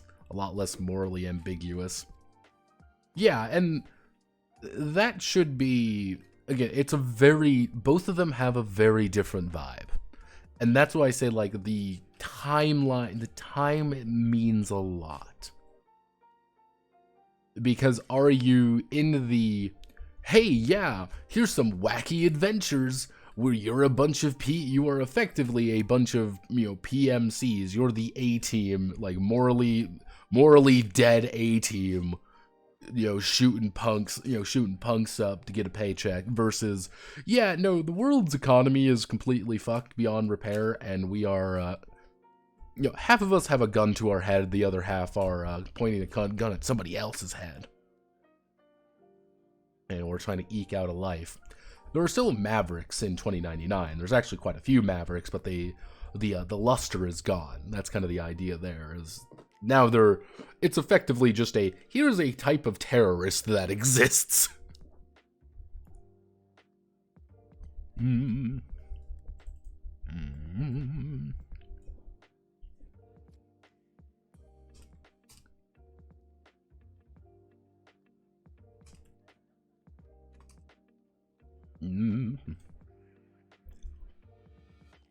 We could go with that.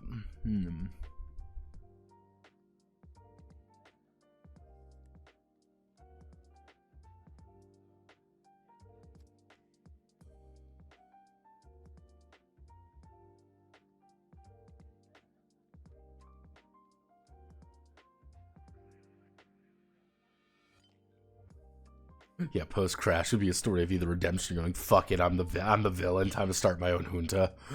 Time to start my own PMC. I believe, let me see, does Peace Walker exist in this setting? No, Peace Walker does not, in fact, exist in this setting. I could put Peace Walker in there. Yeah, it's,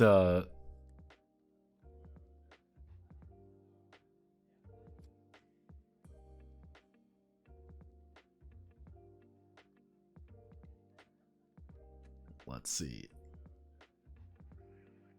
Mavericks are considered to be cool in cyberpunk setting, though most of them are glorified terrorists as well. Yes, people will call them cyberpunk unironically.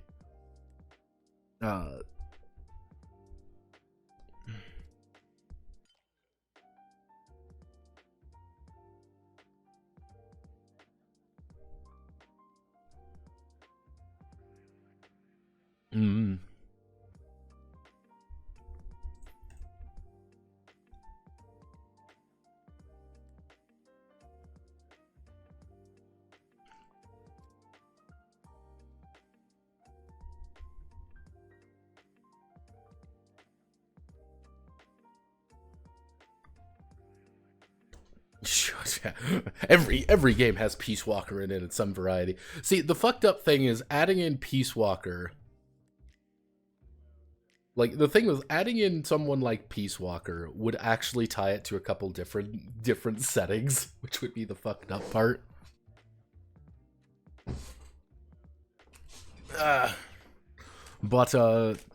Okay, it turned out giving ex-convicts gene editing, immortality, and cybernets and a lot of military gear turned out to be a really bad idea.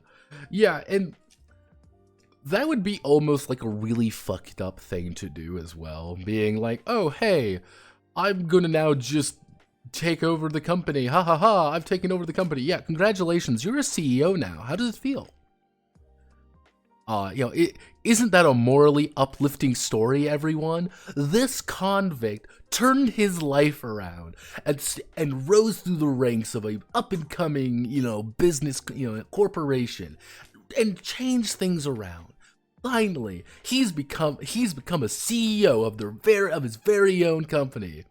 Yeah, the Senator Armstrong ending, just like, and just have that moment be like, yeah, I'm the coolest big guy on campus, and you're like, hey, wait a second, am I the bad guy now? Like, and that should be again like come to Jesus moment. Am I the bad guy? Am I the bad person for taking over a corporation just to become a CEO myself, planning to literally start more wars so I can get more business? Like, oh god, I'm the asshole. I'm the problem. Ah! Yeah, just that.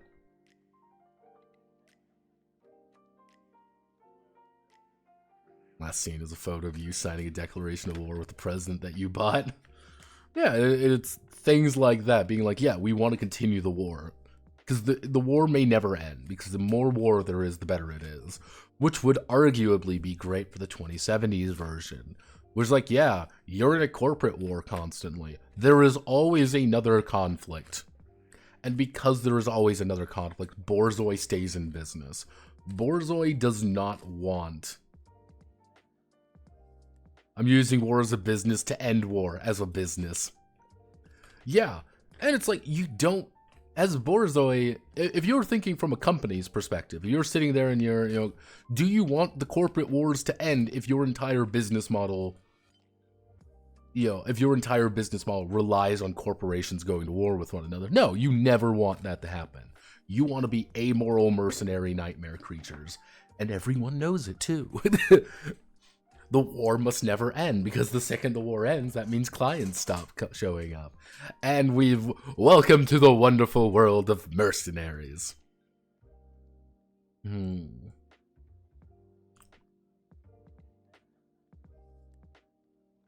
I guess the question would be, in a game like this, would you want...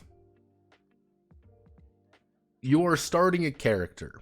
This is your first brand new character. Would you want to choose like a class for them? Like, this is your cyberpunk class. Like who you were before you got caught and sent to super jail. No relation to the show.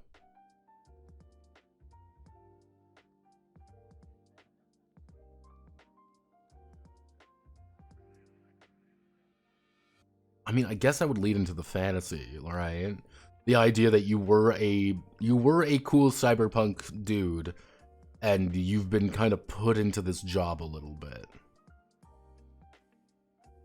Yeah. Because I was thinking about, because if we use like a class system for this, again, like Street Samurai or something like that, do we use that as just a way for skills, or do we do it like a setup for the randomized stats, maybe? How so that could work. Like if we do like a Street Sam versus, Hacker Man. Like the Street Sam gets like bonus, bonus physical combat, and like some combat stats or whatever, combat skills. While Hacker Man gets some bonus mental and some hacker skills or whatever. But they would just be archetypes. Or would we want it to be, as a Street Sam, you get X, Y, and Z skills, versus I want to play Hacker Man, which gets A, B, and C skills, kind of thing. Are they just skills, or are they more than just skills?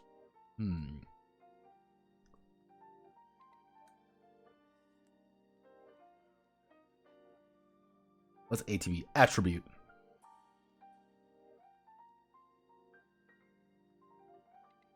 ATB. Fun fact: ATB. I use that. I use that as a shorthand for attributes at this point because of Metal Saviors, actually. Because ATB skills are attribute skills. Fun fact. That's what that stands for. They're attribute skills.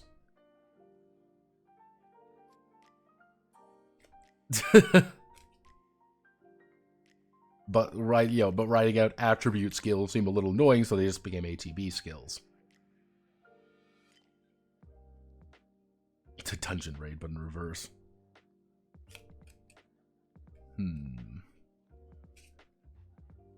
Trying to think, like...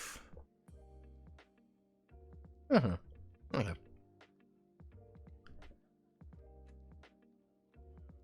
think that should...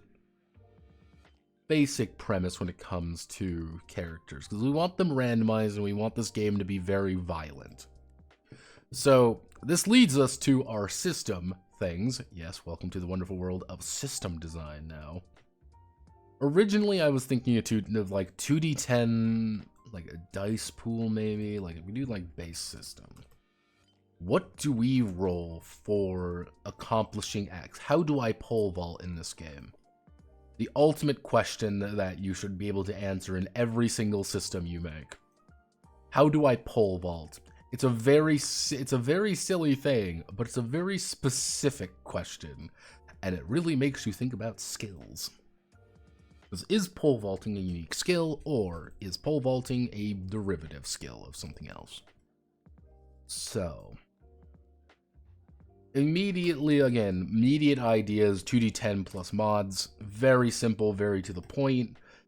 D10 dice pool, never can go wrong. Like a D6 dice pool, and nice and reliable system. Fucked up thing would be center system, as always, because I can't escape the center system, my beloved.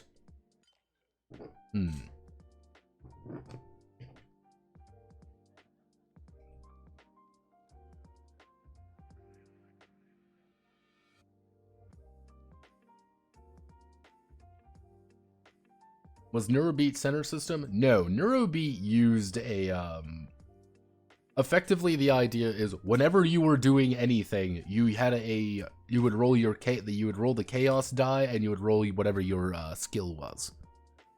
So, and you have to beat a 7. That was the big thing. You always had to beat a 7. If it was a messy situation and you were using your aim or marksman or something, you would roll a d12 plus your marksman die. You need to beat a 7 with one of those die. You both beat, it's better than expected. Then you start getting in things like your precog dice and stuff. Because the idea was it's a very high influence of each roll. That's the best thing to think about.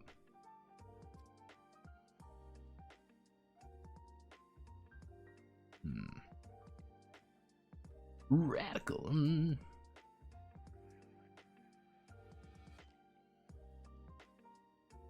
Nope, 2D. It was a dice pool, but it was more like a 2DX system. Neurobeat played with Nick Borzoi played with a deck of cards. Again, I'm shuffling my cards right now. My official Teenage Mutant Ninja Turtle cards. Hello, Rocksteady. We got Radical.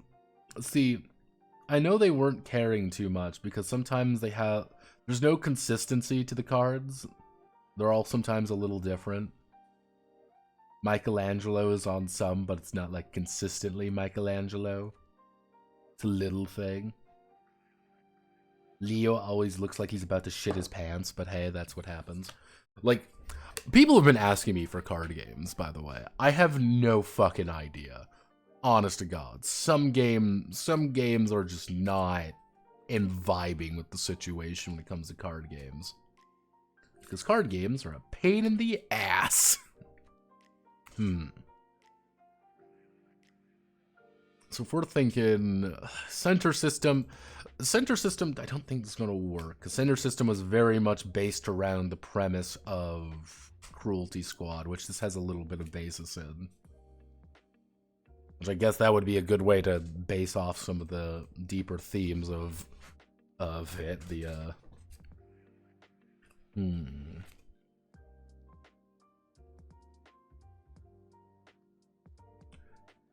D10 dice pool is very nice, but what do we do with that D10 dice pool?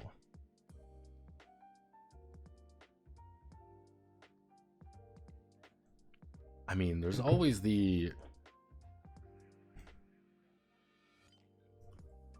I'm leaning toward a dice pool system. Like, I'm leaning toward a dice pool system because I want there to be a feeling of scale to things. Like, this enemy is rolling 2, you are rolling 4. You feel superior to the enemy because they are weaker than you. They suck because... Mixed additive dice pool? Oof, additive dice pool. Like...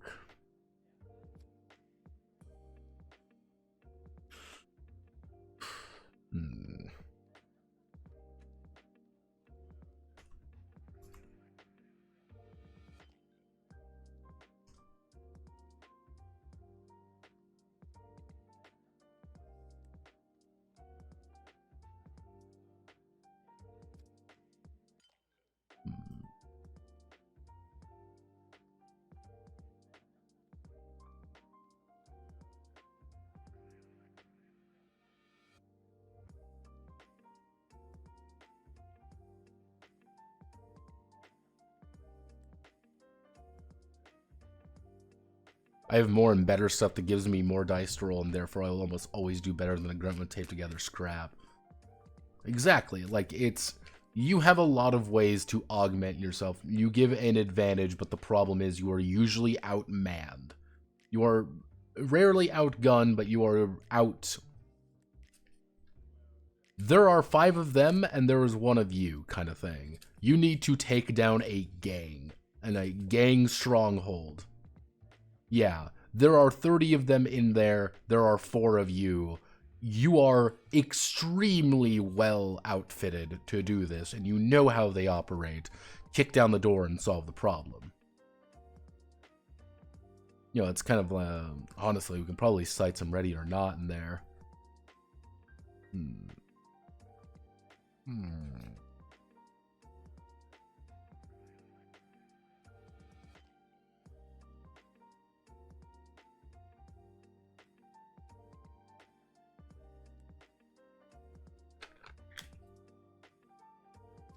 Yeah, and that's where it's like, okay, start thinking ahead of time. Start thinking smart. Think smart. Don't think.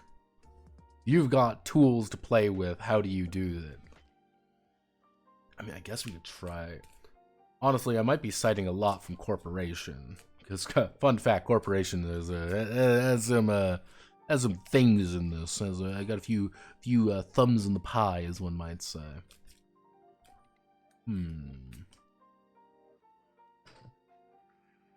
So if we're thinking, I want players to feel superior to most enemies that they will encounter.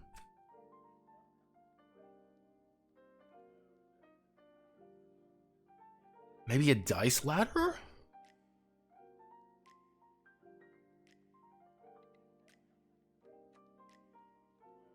But how would we randomize attributes at that point?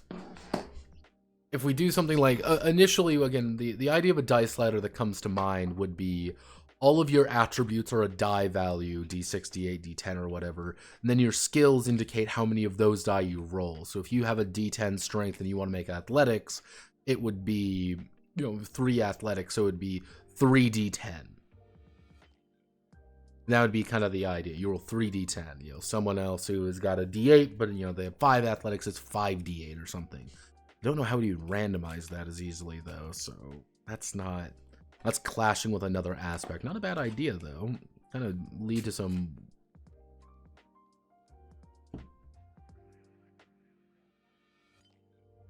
mods could work stat randomization, since you could roll for the base ATB mods your character would have.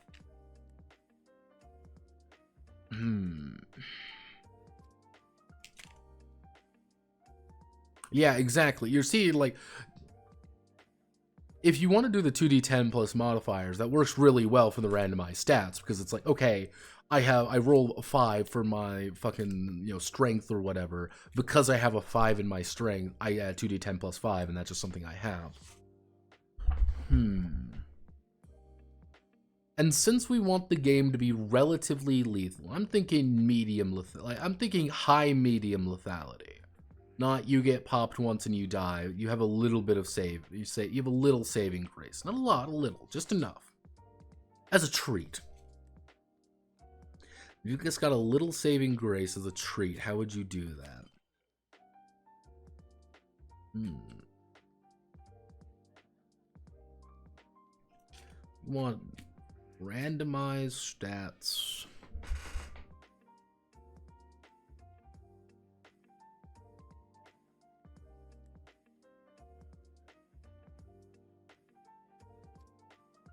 Yeah, again, with Dice Pool, it gets very complicated. That's why I'm like,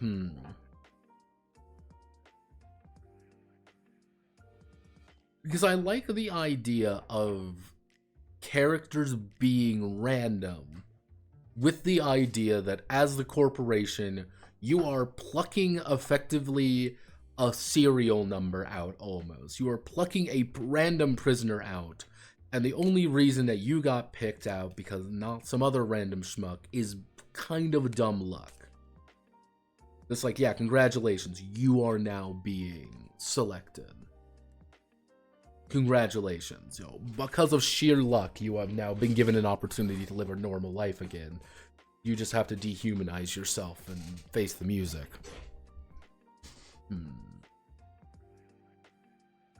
2d10 might be a little bit too similar to Interlock, but is that necessarily a bad thing, though?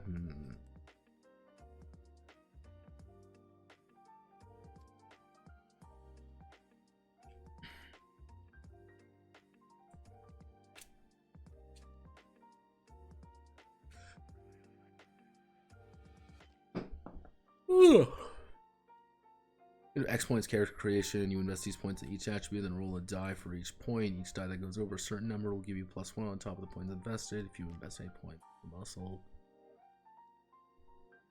8 base and muscle, and now you have 18. Yeah, the roll over a 6 gives you another +1 to muscle.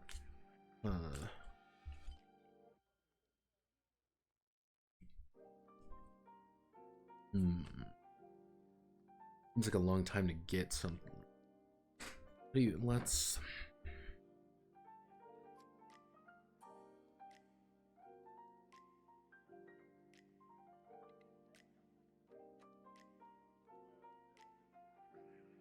So it'd be more like a random allocation to...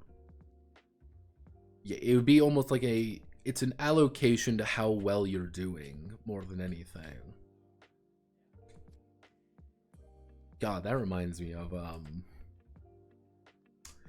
That reminds me a bit of, Underground. This is another inspiration, by the way. I like Underground.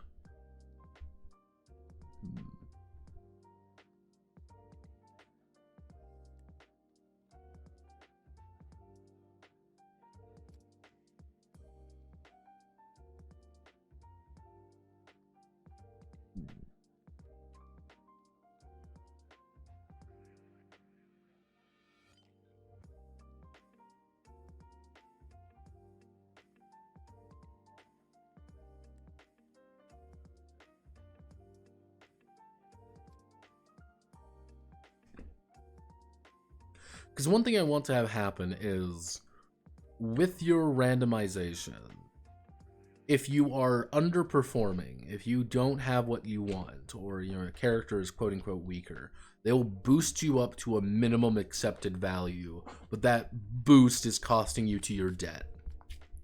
The corp should have some minimal amount of quality control, though. You don't want to waste too much time on scrubs. It's rock bottom line since you had to spend money on them. Yeah, that's why it's like, okay, you're going more into debt. Like, I want to get, like, minimum you have to roll a 5 or whatever. If you roll a 3, that's +1 +2. That's $2,000 extra to your debt kind of thing, which makes it harder for you to break out of the debt. And because it's harder for you to break out of the debt, that means it's harder for you to kind of advance, but say, I'm strong, you know, I'm better, I'm stronger, I'm this. So that would be your quality control, effectively.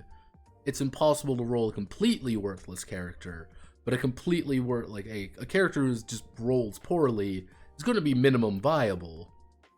They're just going to be in a lot of debt versus someone who rolled really well, who has barely any debt. They just need to pay off their base debt. Is there a little bit of, maybe that could prompt some storytelling, maybe? Does the guy who's perfect really need to care as much about than the guy who isn't? Is there a little bit of jealousy going on? A little bit of, well, hey, you didn't do this, so I can do this to you a little bit? That feels like it could be part of the entire plot there. Exactly! Hey, we're effectively putting you in super debt to make sure that you qualify effectively for our minimum requirements. There is, one of you have succeeded rapidly, the others, you know, you haven't.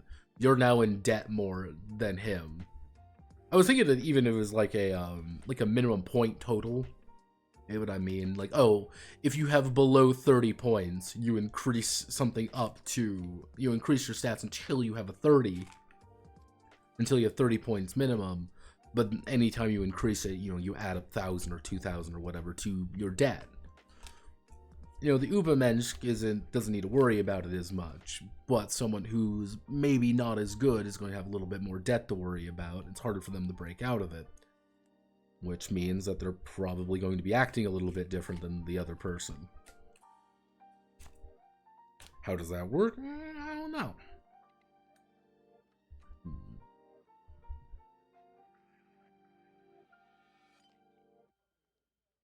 How does that work for...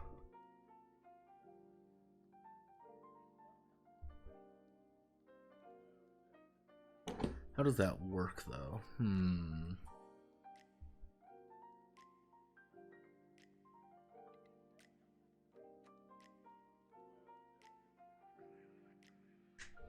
We need to keep it punchy. That's the priority. We need to keep this punchy. Everything has a beat to it. Hyper aggro. We want to be rolling.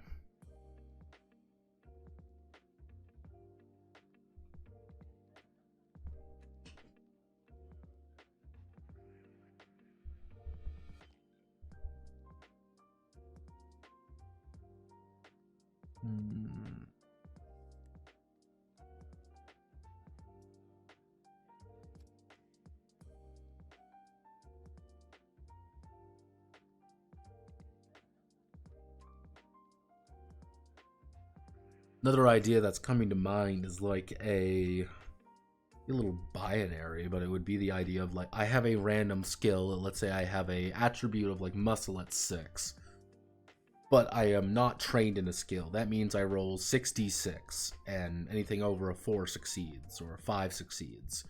But if I'm trained in the skill, that would change to d10s, and anything over a 5 succeeds still. So being trained in a skill just literally means you're just rolling better dice. Man, that would be a lot of fucking dice to worry about. It would be a lot of dice to worry about, wouldn't it? Shit. Ow.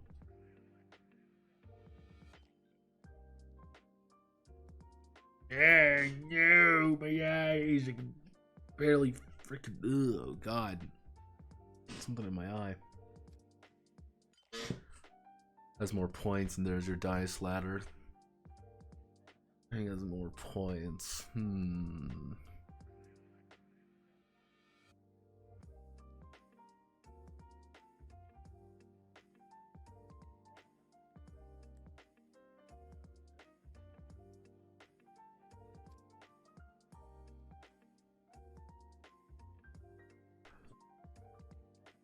Yeah, and so it's just like, what would the difference between this is a punk with literally a fucking pistol held together with glue versus this is my tactical, double eagle with the ability to punch a fucking hole through someone? Does that give you just more dice? Is there more advantages? What does that do?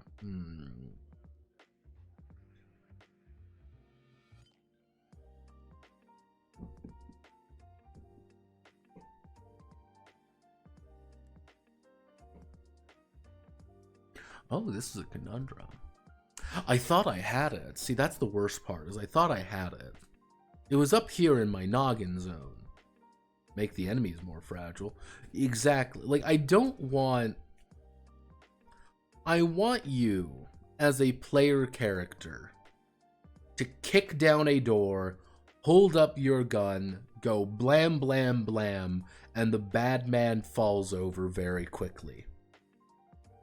Because he is a punk wearing a leather jacket, you are a kitted out cyber commando. You are becoming Atom Smasher. That's the idea. That's, I think, the best way to think about it, Corey.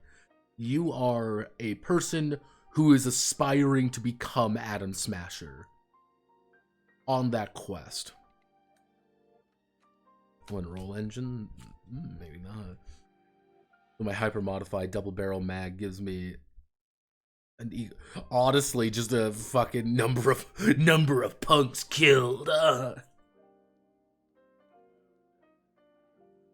And it gives me +3 on every die I roll, making attacks with it, thanks to the brain chip making aiming easier. I'm a genius. Oh no! No bet on game design.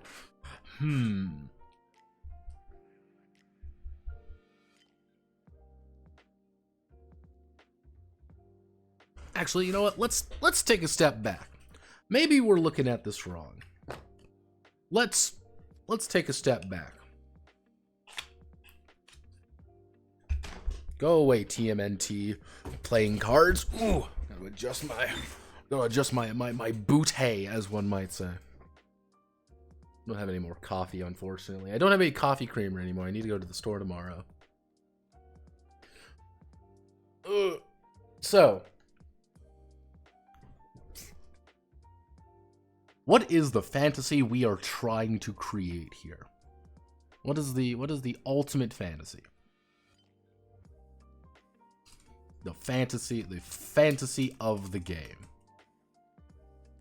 The fantasy of the game is effectively the Atom Smasher experience. That is what it is. It's the Atom Smasher experience. That is the fantasy that you're playing into. The deeper themes, Ship of Theseus, I want to be a punk, and things like that, that is just feeding into the Atom Smasher experience. At the end of the day, you know, you're getting all of these bonuses. You have all these really, like, corporate, you know, oh, wow, cool, I'm investing in my health insurance kind of thing. That's just feeding into this. That is the actual thing that people are coming here for. So, because we've got this, what do we need to make the Atom Smasher Experience Requiem interesting? 1, we need meaty, deadly combat. Meaty, deadly, holy shit, that guy fucking exploded. Like, rock and roll, gore is turned up all the way kind of thing.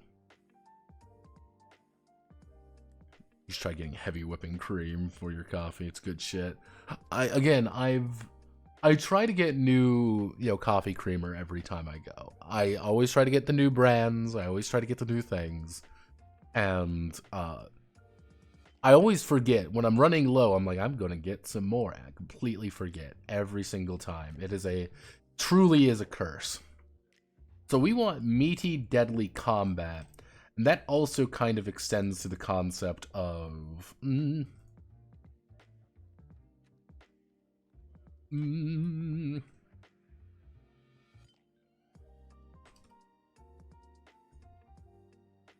you are an experienced killing machine. And I think that's the pivotal word in this one is right here. You are experienced. You've gone past the random bullshit punk. You know, if you see like, how do I want to word it?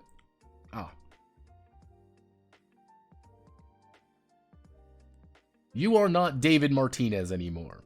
You were David Martinez. You have stopped being that. You're Kiwi. I've seen some shit. I know how this song and dance goes. I am tired, I am sick, I want to join the winning team. That is the basic ABC, you could say.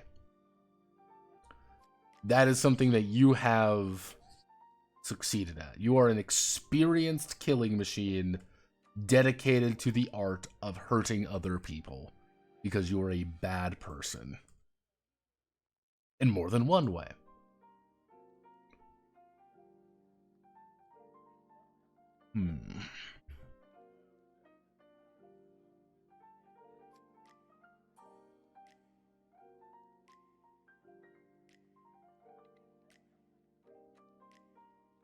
The fixer guy with those weird eyes. I forgot his name.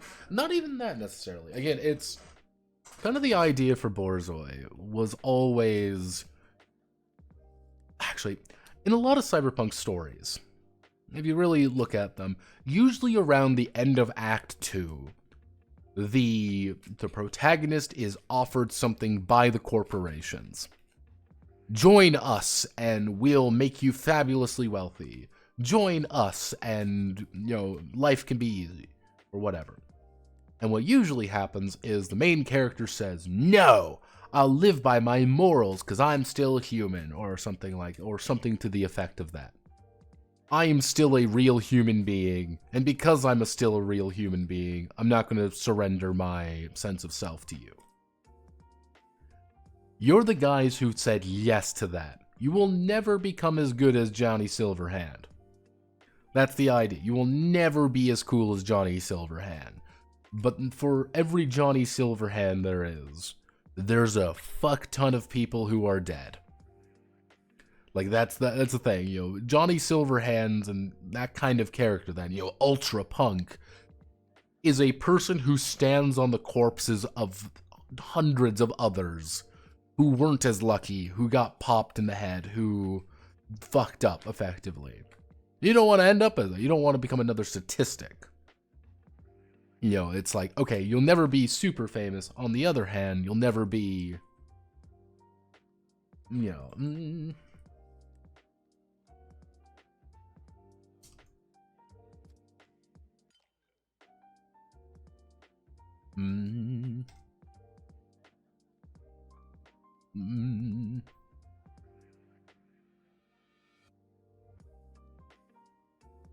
Mm. Mm.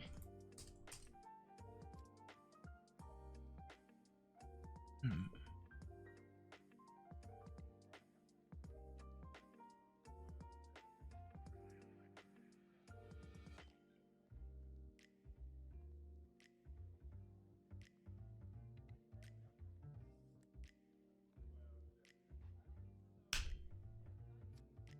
We could split it up.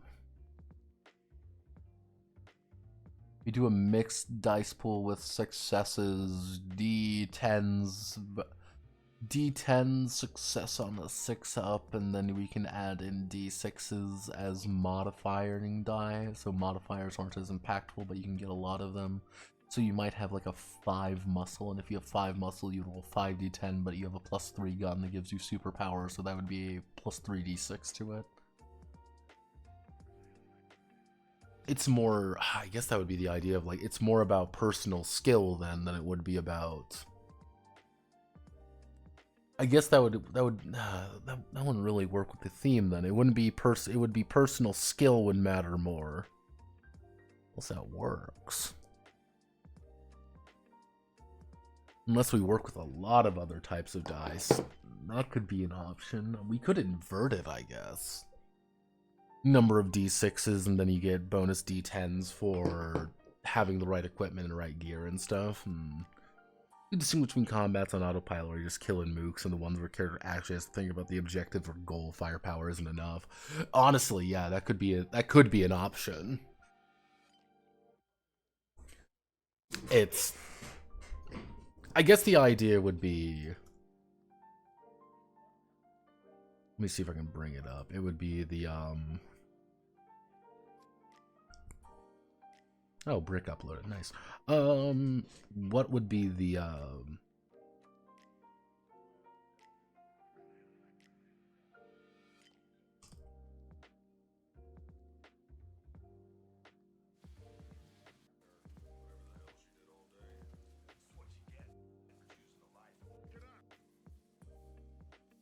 it'd be kind of the idea that you're called in to deal with a guy like this.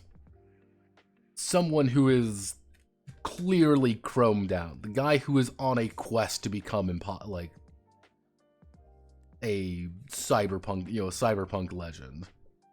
Yeah, you're in extreme danger. Guys like these do exist. Fuck, I could finally give Bato what he wants and finally make the Panzermana. Add in Panzermana. That would be the fucked up thing. We add in Panzermana. And that's an oldie. Because then, again, you see like how like impossibly it is to deal with a guy like this. You're these guys almost. Like you would be, I forgot what the exact term is for them. I guess that would be a good one. God, what are they fucking called?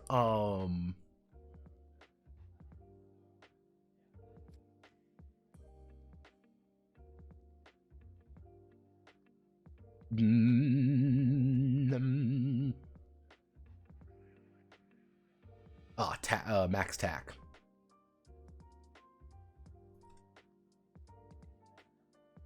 I guess that would be the idea, is like you're almost playing max tack. How do you play max tack officers?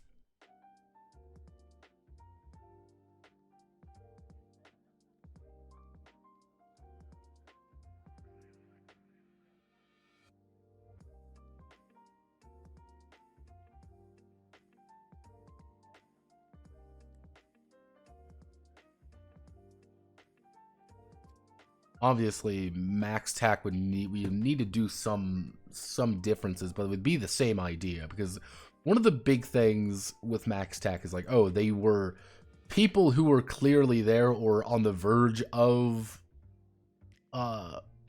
max tax, things like that. Like they were on the verge of cyber psychosis. They managed to get out, and now they're kind of working there. Like, yeah, they're a cyber psycho squad.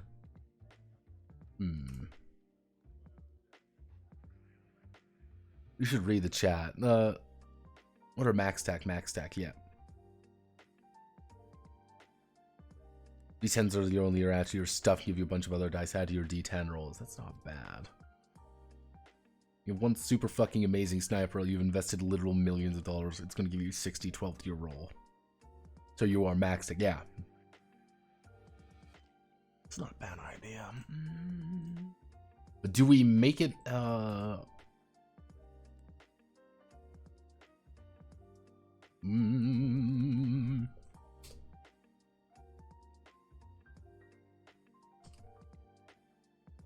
So ATBs would be D10s. Very reliable. Equipment is variable die. Variable die, and then like skills. Skills would be like numerous D6s, I guess. So a full roll might be multiple dice. Everything else is a modifier to your D10s. D12s, and you get to add them to your D10. So you roll... So you roll those 60-12, and you get to add them to your D10s.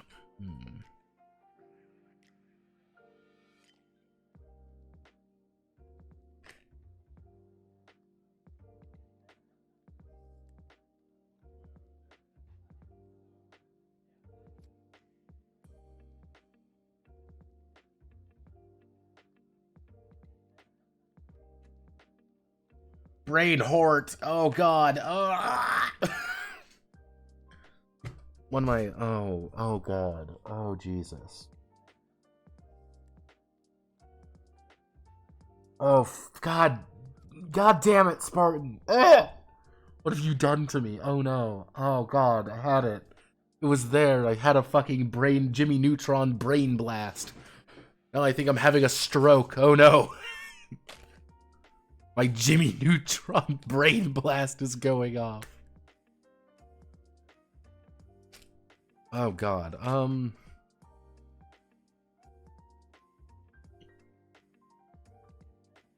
Jesus Christ, why are you doing this to me? Ooh. Ay ay ay ay caramba. Ay caramba.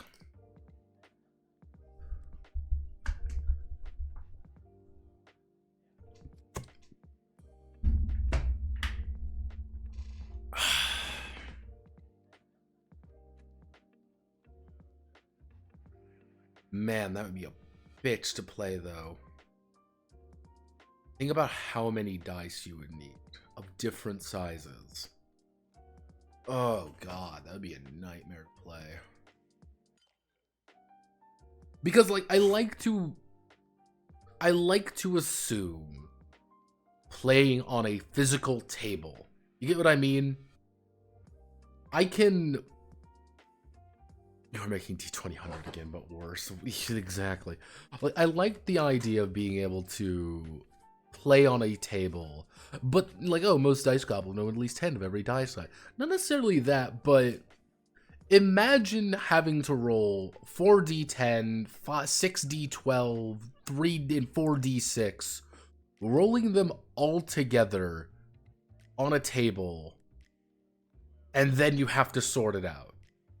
D2000 system, fuck. You hurt me, by the way, Pistolier. You hurt me by saying these things. Like, you could roll the... You could roll. God. You can't do this to me, Pistolier. You can't just say, make the D20... You just want the D2000 system. I know you do. I know how you are operating. You just want me to fix that to make it better.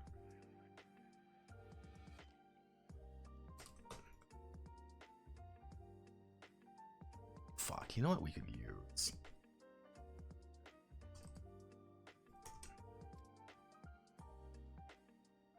Where's Soldat Sun's identity? Here's a fucking oldie, by the way. Welcome to Soldat Sun's identity.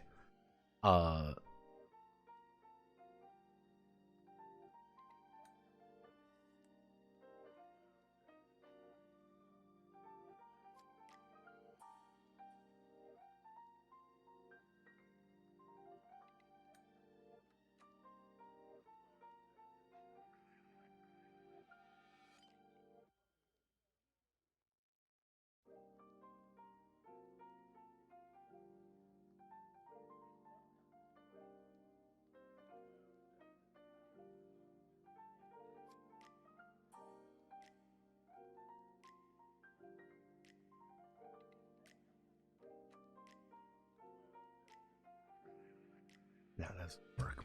Well, that sense identity doesn't work. Fuck. We have not narrowed anything down. We have just made more. Ah!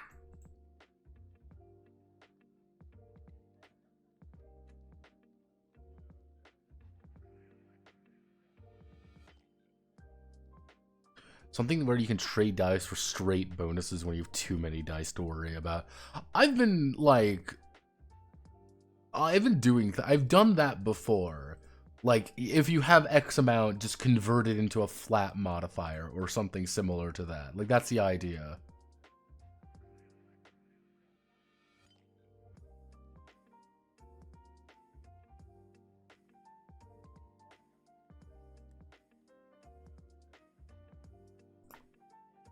I'm cooking something. I don't know what I'm cooking. I feel like I'm cooking meth.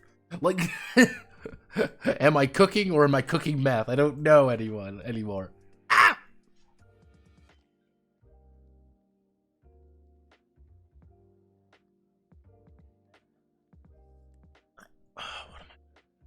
Yeah, for 2 hours of production. Honestly, it has been productive.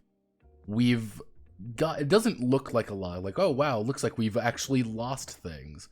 But like, truth be told, we've solidified concepts down, and we've got something that went from nothing to something.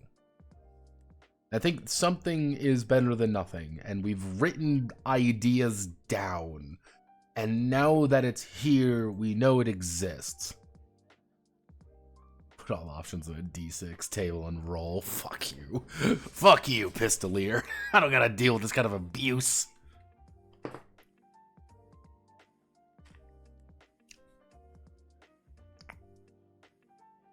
The worst part is, you can all see how this plays, right? You can see it. Because all it would effectively be would be a very fast, very dangerous, very in-your-face, image and meandering thoughts. Let's see.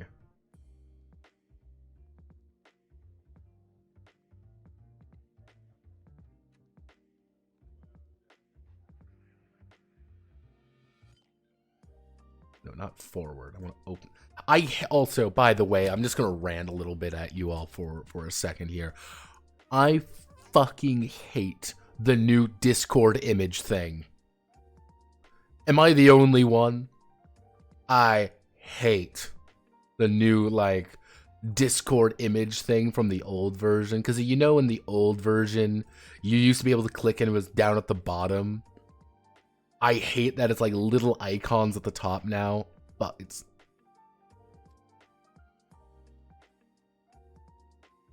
it's just wrong.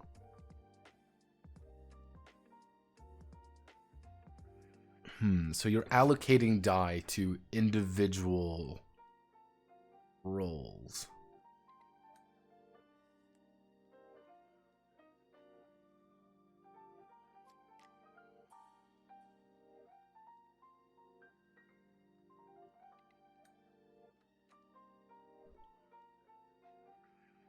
Spartan, you're cooking something.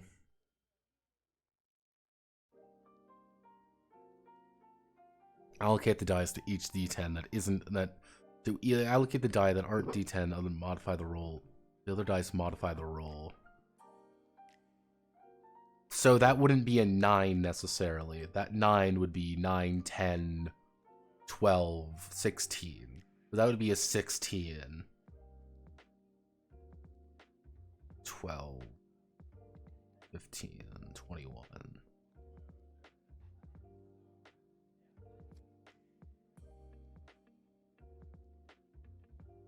First thing I come in here is hate. Yeah, no.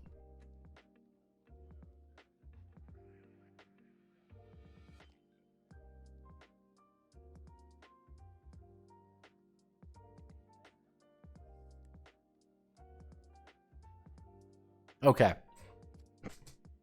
Bear with me. I'm standing up for this. I'm going to adjust my mic even. I am standing for this, by the way, just because I need to thinking. My brain blasting everybody. D10 basic attributes. Most attributes are going to be like, we'll call it 5 being a baseline, okay? 5 is a nice number, right? We like 5. So, with 5 D10s being rolled, we're then going to add, those are going to be our baseline. That's the baseline, what is occurring in the situation. Then we're going to be modifying it via skills and equipment to do more things with that.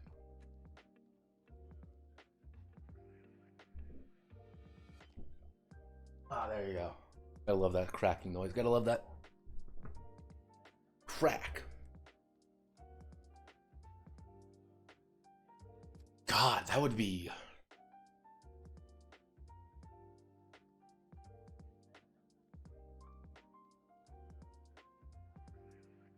Oh, God almighty. Okay. Here's the thing. We steal from another cyberpunk game I wrote.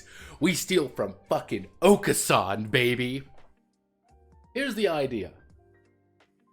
We're doing something. I want to accomplish my goal. I want to do something. I am rolling my attribute dice. I am rolling my skill dice. I am rolling my fucking equipment die, whatever. From there, those results are what I have to work with for a while.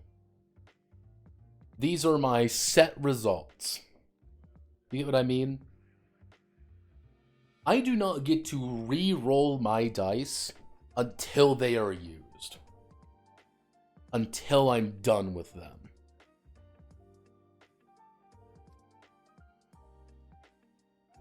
You get what I mean? So, this roll, like these rolls, for example. Effectively, what you are stating is, with my 3 attribute, I've got those 3 sets to work with. My talents suck. I'm not very, I don't have many actions to actually work with. I guess that's what you would call it, action die, wouldn't you? You don't have many actions to actually work with, but you're assigning different skills, different, and equipment to those different actions. Because you are a cybernetic hard ass, you are being able to do more. That is effectively your initiative in a weird way. Every combat round, you roll all of your attribute die that would be appropriate to the situation, and you're trying to mix and match to see what you do. I guess that would be real. God, we would have to go with really interpretive stats then. Fuck! That'd be real interpretive stats then, because you would need to apply them to a large set of situations. God damn it, I can see it. It's right fucking there. Why is this not where I want it to be? This is infuriating. This is truly infuriating, because I can see it. And is this just the wrong game? Oh God, what have I done? I have cursed myself. Spartan, you have cursed me yet again. I'm not even reading chat, by the way, in case you're saying something important. I can't read it. Standing, I'm pacing. Why do you do this to me? Chat, why do you do this? Okay, you're gonna hear fun noises again, everyone, so let me just go. Boop. You. Nope. Nice and tight. Nice and tight. There we go. Okay. Sitting back down. We're thinking again.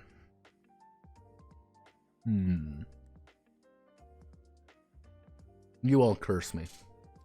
Okay. I need to think about this. I'm going to think about it. And I'm going to wonder about it. And I'll probably hop in the funny Discord chat. And I will stare at this more and scream into the void.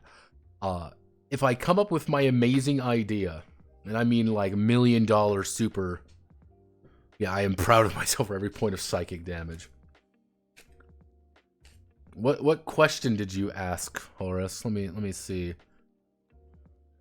Which question was that? You post many questions. Most questions are very silly.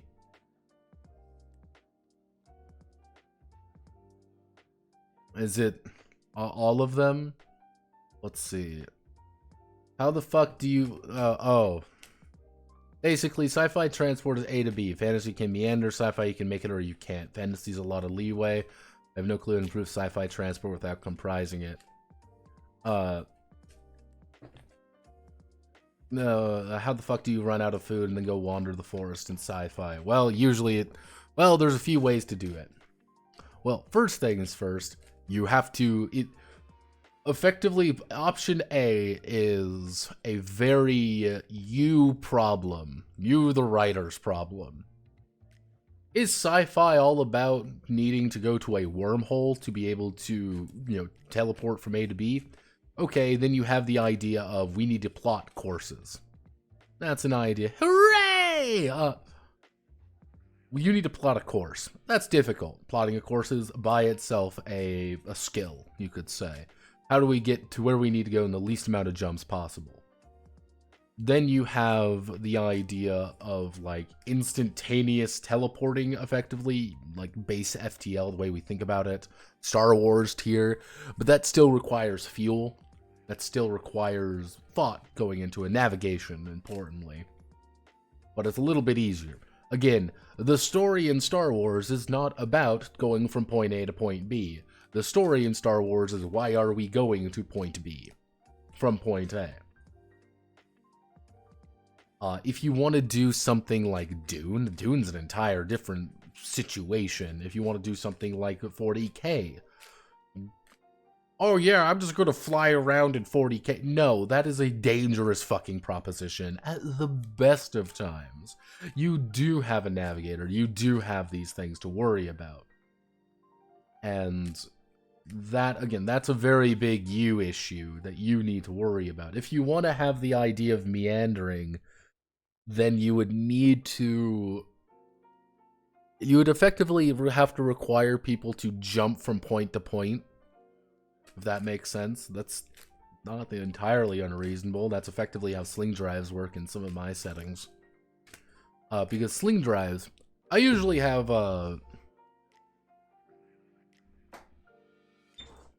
like, my usual thing when it comes to, like, my basic way of doing a sci-fi FTL is two. I have two things. I have the sling drive, and I have a rip drive. The sling drive is, if this is the solar body, sling drive is you approach and you sling away. You effectively power up and use the gravity well to sling to where you need to go. It's slower, it takes time, but it's reliable. Not the fastest. Your rip drive, on the other hand, is that there are two rip drives. So this is, let's say this is one universe, this is one, star system, and this is the vast endless void of space. A rip drive is the first time someone rips through, it is this very slow and meandering process. You are boreholing through space. You get to the other side, it's cool. After that, other people can use your rip drive to go through and pop out about, in half the time. Or much quicker, depending on what it is. But eventually, that rip drive thing fails, so there are certain places have literally a guy going back and forth endlessly just to maintain the rip. Like, that is your job as a person, would be to, okay, I go here, I go to another star system, I go to another. Your job is to literally make the rounds, and that is what you do for a living. With rip drives, that is how that functions. It is fast, it is dirty, it is easy. Why? Because I wanted it to go fast. That's the entire premise. But that both also have different ways of doing things. How much time does it take to make the rip? Kind of depends on the setting. Sometimes it's like, it takes a month to make the original rip, and it takes about a day to make, after a yeah. And it takes about a day if it's already one there. That's why it's like, doing that's kind of dangerous. That's why also sling driving also has its own appeal. You sling drive somewhere, they can't trace you It is, you have plotted the course, you have hit it, go vroom, and you get out of there.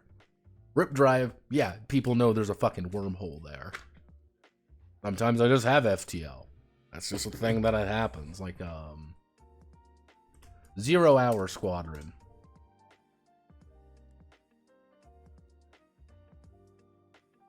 Like, let me see.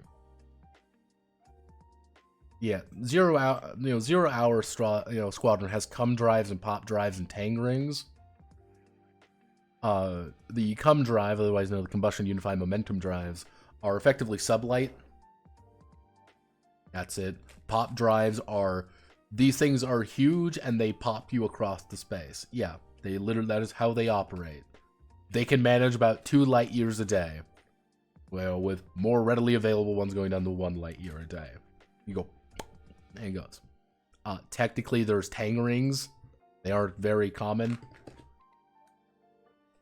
And they are super highways.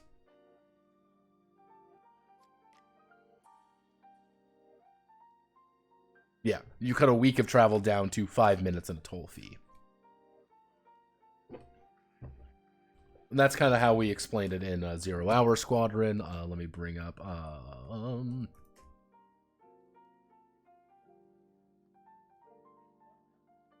God, where is it? It is Void Haunters. What does Void Haunters use? Void Haunters. Did someone fuck with something? No. Let me see if I can find... yeah, 3 drives to rule them all. Yeah, your sublight, your sling and rip drive, and technically you have skip tech. Skip tech is very dangerous though. Skip drives are literally about throwing yourself blindly into the void. And yeah, skip drives are very unreliable, but you're a bunch of fucking pirates. Because you are in the era of void piracy, skip drives are almost essential. That is a thing that happens. You cannot be traced, but you skip out of there. There. It's kind of the basic idea. Why? Because traveling isn't as important.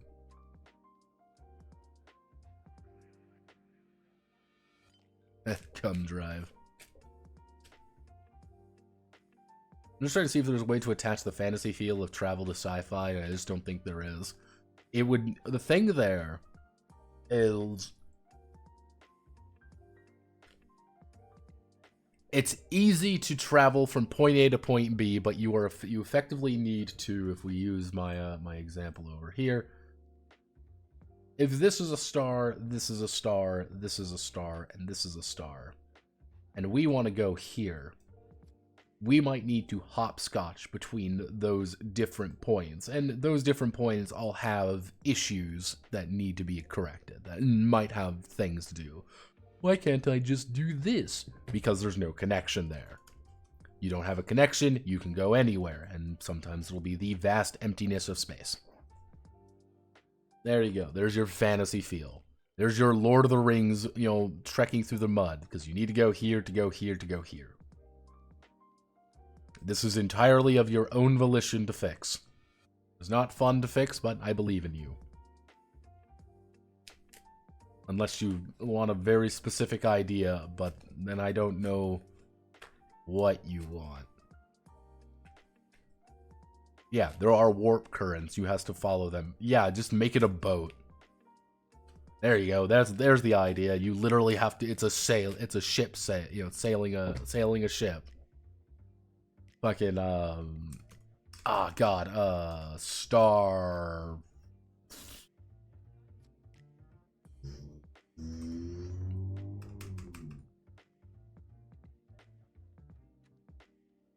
Birds. Space Jammer. Spelljammer. Like, Spelljammers are kind of, it's like one way of doing it. Treasure Planet. Like, Treasure Planet has like a very specifically, one of the ideas of Treasure Planet is that it is, ship travel is not as reliable, and you need to, experienced crew, experienced, people are by itself a valuable thing to know about. Is this a...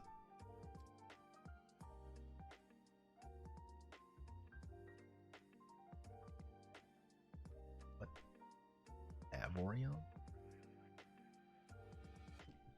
Oh, yeah. Yeah. Yeah, like, this has its own way of doing things. Kind of like, do you think that high seas adventures are fun? Do you think high sea adventures are fun? If the answer is yes, then Treasure Planet is your friend, or Spelljammer. If you think high sea adventures are not fun, I literally cannot help you. You do not want a space setting, you want a fantasy setting with sci-fi things. Look at fucking Star Ocean or something. You want a fantasy setting where you say there are spaceships and nothing else matters. That is what you want. I'm not being mean, I am being honest. Alright. I am going to end it here, because my voice hurts and I need to think. I will be on later. I am, as they say, away.